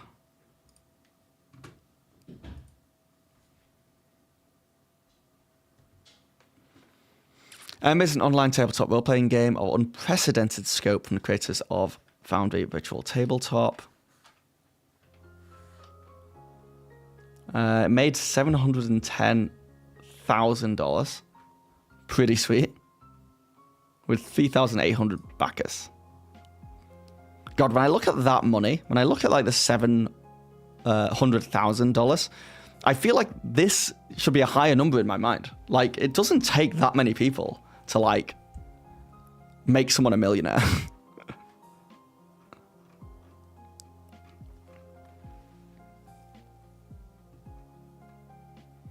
Do we count a hyphenated word as 1 or 2? I think 1. Maybe.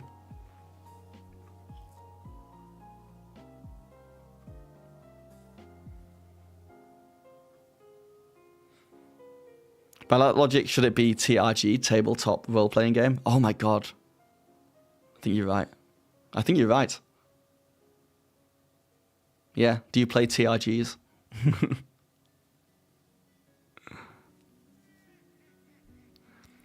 Only 12 members away from hitting 300 in the bonus action faction. Wait, what? On YouTube?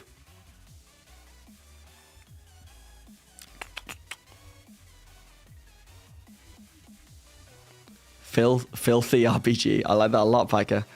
If I ever made a YouTube channel, it would be called Rogue Hobbies, and a gal who used to work for Games Workshop started her own channel and stole it from me. How dare they? It's okay that you didn't vacuum, cat. I can do it if you want. I can do it after this. Kind of like to pivot from your name. Might come with... Yeah, it could be an issue. Random question. Did the OGL crisis boost my channel? Reason I ask is because when I found you with all the discussions going on over OGL, that was when you popped up as a recommendation. I started my channel. I created my channel on the 1st of January. Of 2023, which is when the OGL happened. And it definitely boosted a few videos, for sure. It got me monetized very fast. And I was just making OGL news videos, drama videos, fundamentally. And then the OGL died down, and then my channel died completely, to the point where like I was back to like getting no views on any videos for 6 months. Then after 6 months of nothing, I was still making videos, just getting nowhere. I think I was going to give up. I made my first how famous D&D DMs DM their games video. I put Brennan Lee Mulligan and Matt Mercer in a thumbnail, and that blew up. And then since then, I've like been doing much better.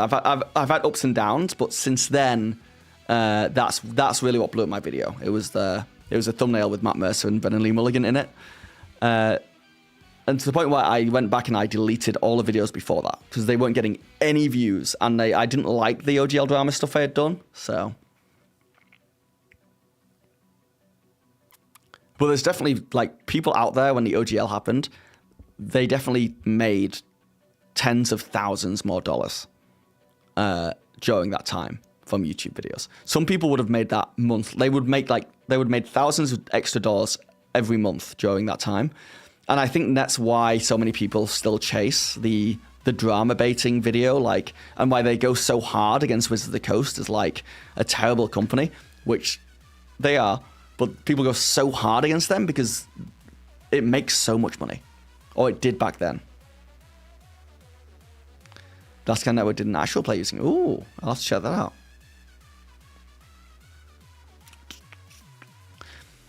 Average pledge is around $185. Is it? That's crazy. Oh, is that you just doing the quick math? Oh, 300 members on Discord. We're at 288 now. Are you going to do it tonight after dinner? Because I'm out all day. Okay, what do you want to eat for dinner, Cat the Mouse?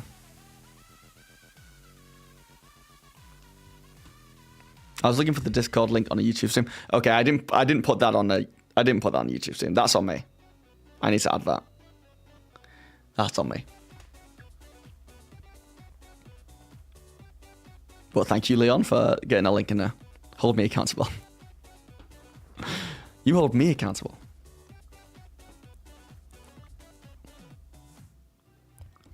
Hi there, did I really just stumble upon a sort of private Q&A with bonus action? Wait, may I ask a question to a pro like you? I'm no pro, but you can ask.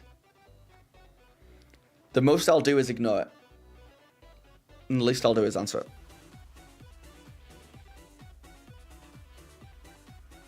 Oh yeah, YouTube will eat up those links.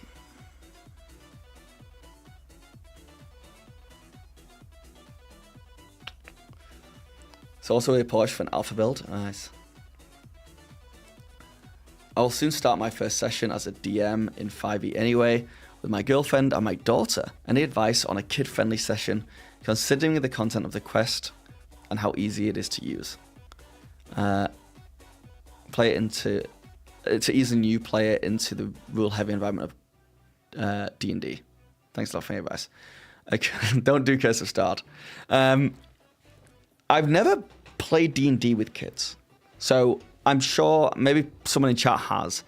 I have a feeling that making the first game as simple as possible is your best bet. Just because you don't want too much going on for someone with like a smaller attention span. And as someone with a small attention span, that's what I would want. So just honestly, when you're prepping, just get like three scenes that you want to get through. And kind of just like, yeah, just ease them into it slowly and keep really simple plot points. Like, you know, when you watch a movie and you're like, this is a bad movie because it's so obvious what's going to happen. Like, it's so unoriginal and cliche. You do all the unoriginal stuff, do all the cliche stuff, make it super simple. Give them a taste. Then the second session, just up it slowly each time until you're doing more complex stuff, would be my advice.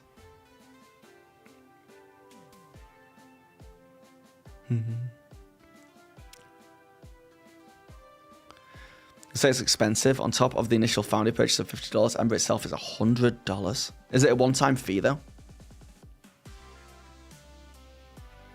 I'd make up your own. Honestly, actually, if you're playing for your kid, choose like a TV show they like, or like a series that they like, and just base it around that. Like, you don't have to steal the IP or anything, but make it a very similar vibe to it. And they should eat it up. There's a great video of a father who did D&D for his 2 kids on YouTube. He talks a lot about how he managed to make it fun for them and easy enough. Go hunt that down. Make the game about saving and exploring instead of fighting to keep it PG. Also, combat can be so... Oh, I do have some advice, actually, for this. When you do combat, make it so that the enemies go down in like 1 hit. Just to give that satisfaction. And yeah, you don't have to be like, everyone's got swords and are stabbing each other. You could be knocking people out if you didn't want it, if you wanted to keep it more PG. Make it like Dora the Explorer. Prepare visuals, as I'm sure your daughter will love it. Yeah, there's some great ideas there. The 3 core D&D rulebooks, 150 books. So yeah, it's not insane as well for like the industry. And a one-time fee. I don't hate it as much if it's a one-time fee.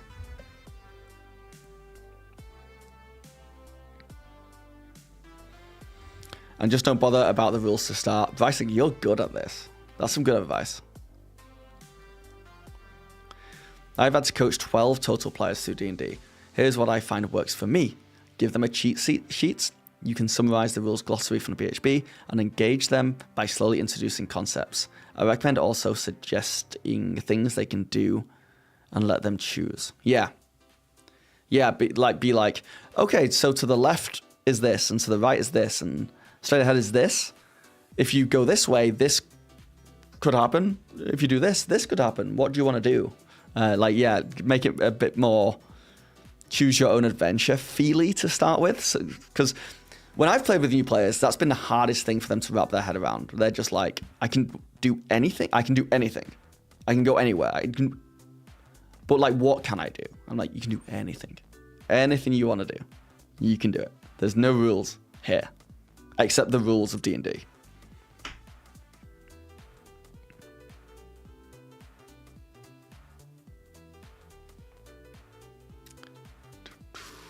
Thanks for the input. The thing about combat might be good to consider. Thanks all. No worries. I'm taking credit, but obviously chat did that.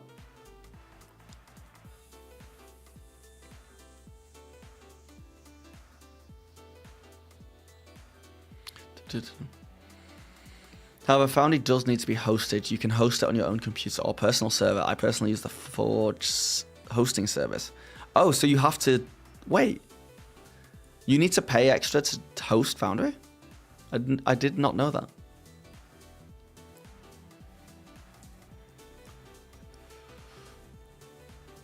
Yeah, my D&D Beyond subscription is $6 a month, which really isn't bad in the grand scheme of things. Like if I made my players all pay me for it, we'd all be paying $1 each.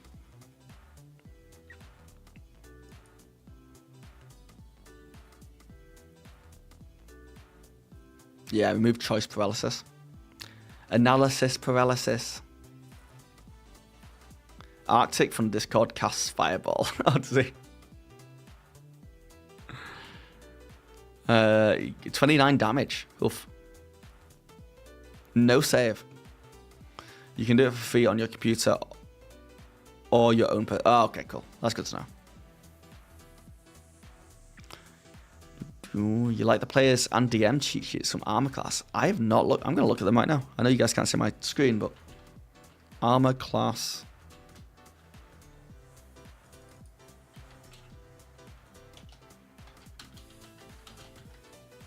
You know what we should do one day when we stream? As a collective whole, and by that I mean I'm going to use your brains, we should make our own official bonus action D&D cheat sheet for new players. Figure out what we think is the hardest stuff for a new player to wrap their head around and make it easy to understand in a cheat sheet. And give that out for free to like anyone in and outside of the community, because I think that'd be a really cool thing to have, like or a document that is like just everything for a brand new DM or player, like beginner friendly D&D for dummies stuff.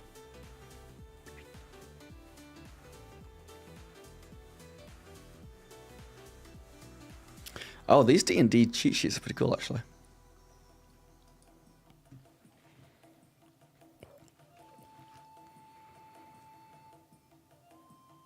Player's cheat sheet, D&D 5th edition. Playing the game, how to play. Oh, it won't give me a close up. That's fair though, because I just steal it all. How to play, roll the dice on your turn. Honestly, this would be cool just to have as a DM when you're explaining to a new player, like breaking it down. Very cool.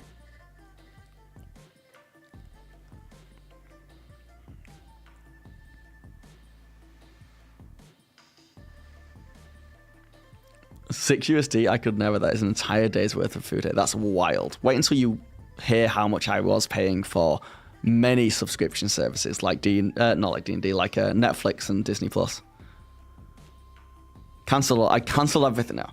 That was bad. I've cancelled everything, and now I'm only going to resubscribe if there's a show I really want to watch on them, and I have to wait until the show's entirely out. So I think that's the smart way to do. Then I just get it for a month, binge watch what I need to watch, and then cancel again.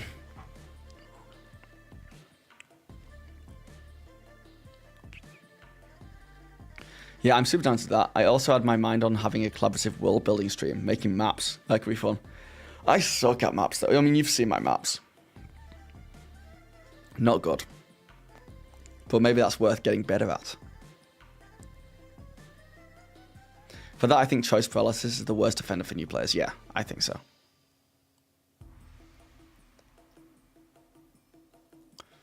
Yeah, Armor Class co-ads on Instagram so much. I've never heard of them before. Well, maybe I have come across them before, but I didn't recognize that as a name. My daughter chose Drow Druid. She said she liked the idea of playing someone not so accepted in general society. Very cool. Hard to manage though. That's why we do it together. Yeah. Cancelling all the subscriptions my family used to have was like removing a massive weight. Down to just Amazon, Warhammer Plus, Netflix, and a month left on YouTube Premium before I cancel. Yeah. One thing I've kept is Amazon Prime. But I should get rid of that because maybe then I'll also stop ordering stuff from Amazon. You can add if you want to add my Instagram to the socials. Do you have my Instagram?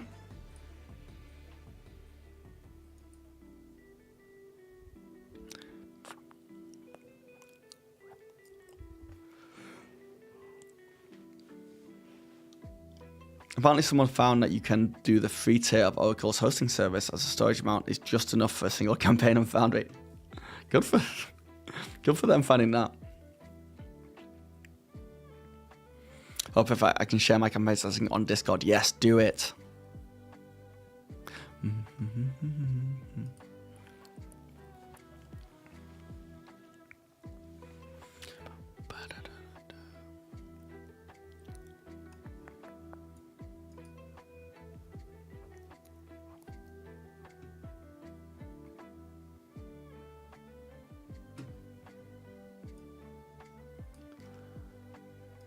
All right, hold on, guys.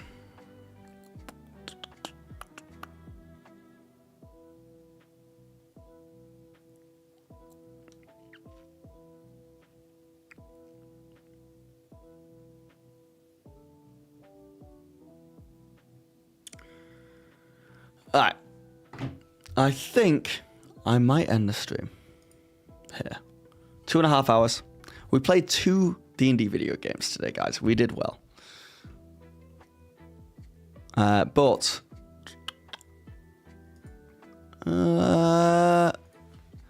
should we raid out? Hold on, let's see if anyone's on right now on Dungeons and Dragons.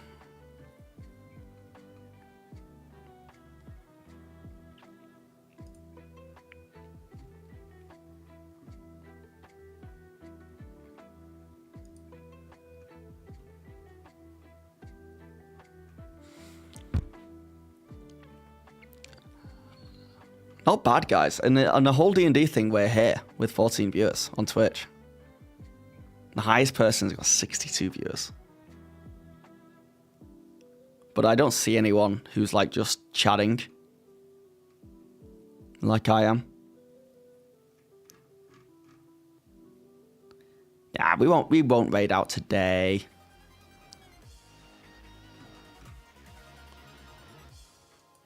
What's for dinner tonight? That's a good question. That's a good question. We're going to figure that out now, I think, because I'm pretty hungry.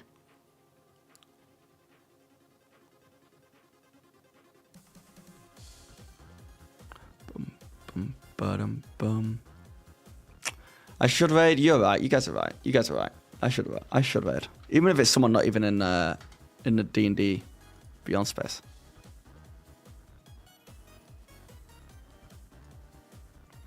Joe Cat's streaming, but he's streaming to 600 people, so he's probably good. Gotta pay out that wedding.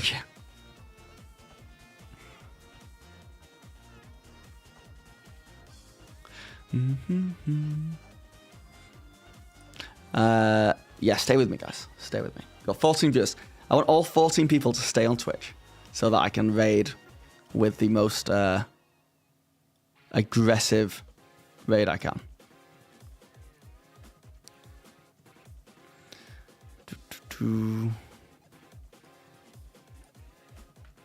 Oh, thank you, Leon.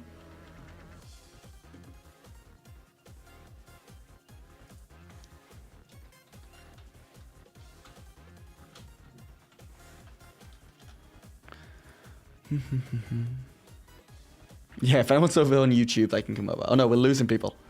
We're losing people. We're down to 13 people on Twitch. Alright. I'm going to raid out. Thank you, everyone. 9% buddy. Okay. Done. I'm going to raid out. Thank you, everyone, for watching. It's been great. You've been great, as always. Let's raid Crit Bard. And I will catch you very soon. I hope everyone who is playing D&D over the weekend has a great game. And try not to kill your players. Catch you guys later.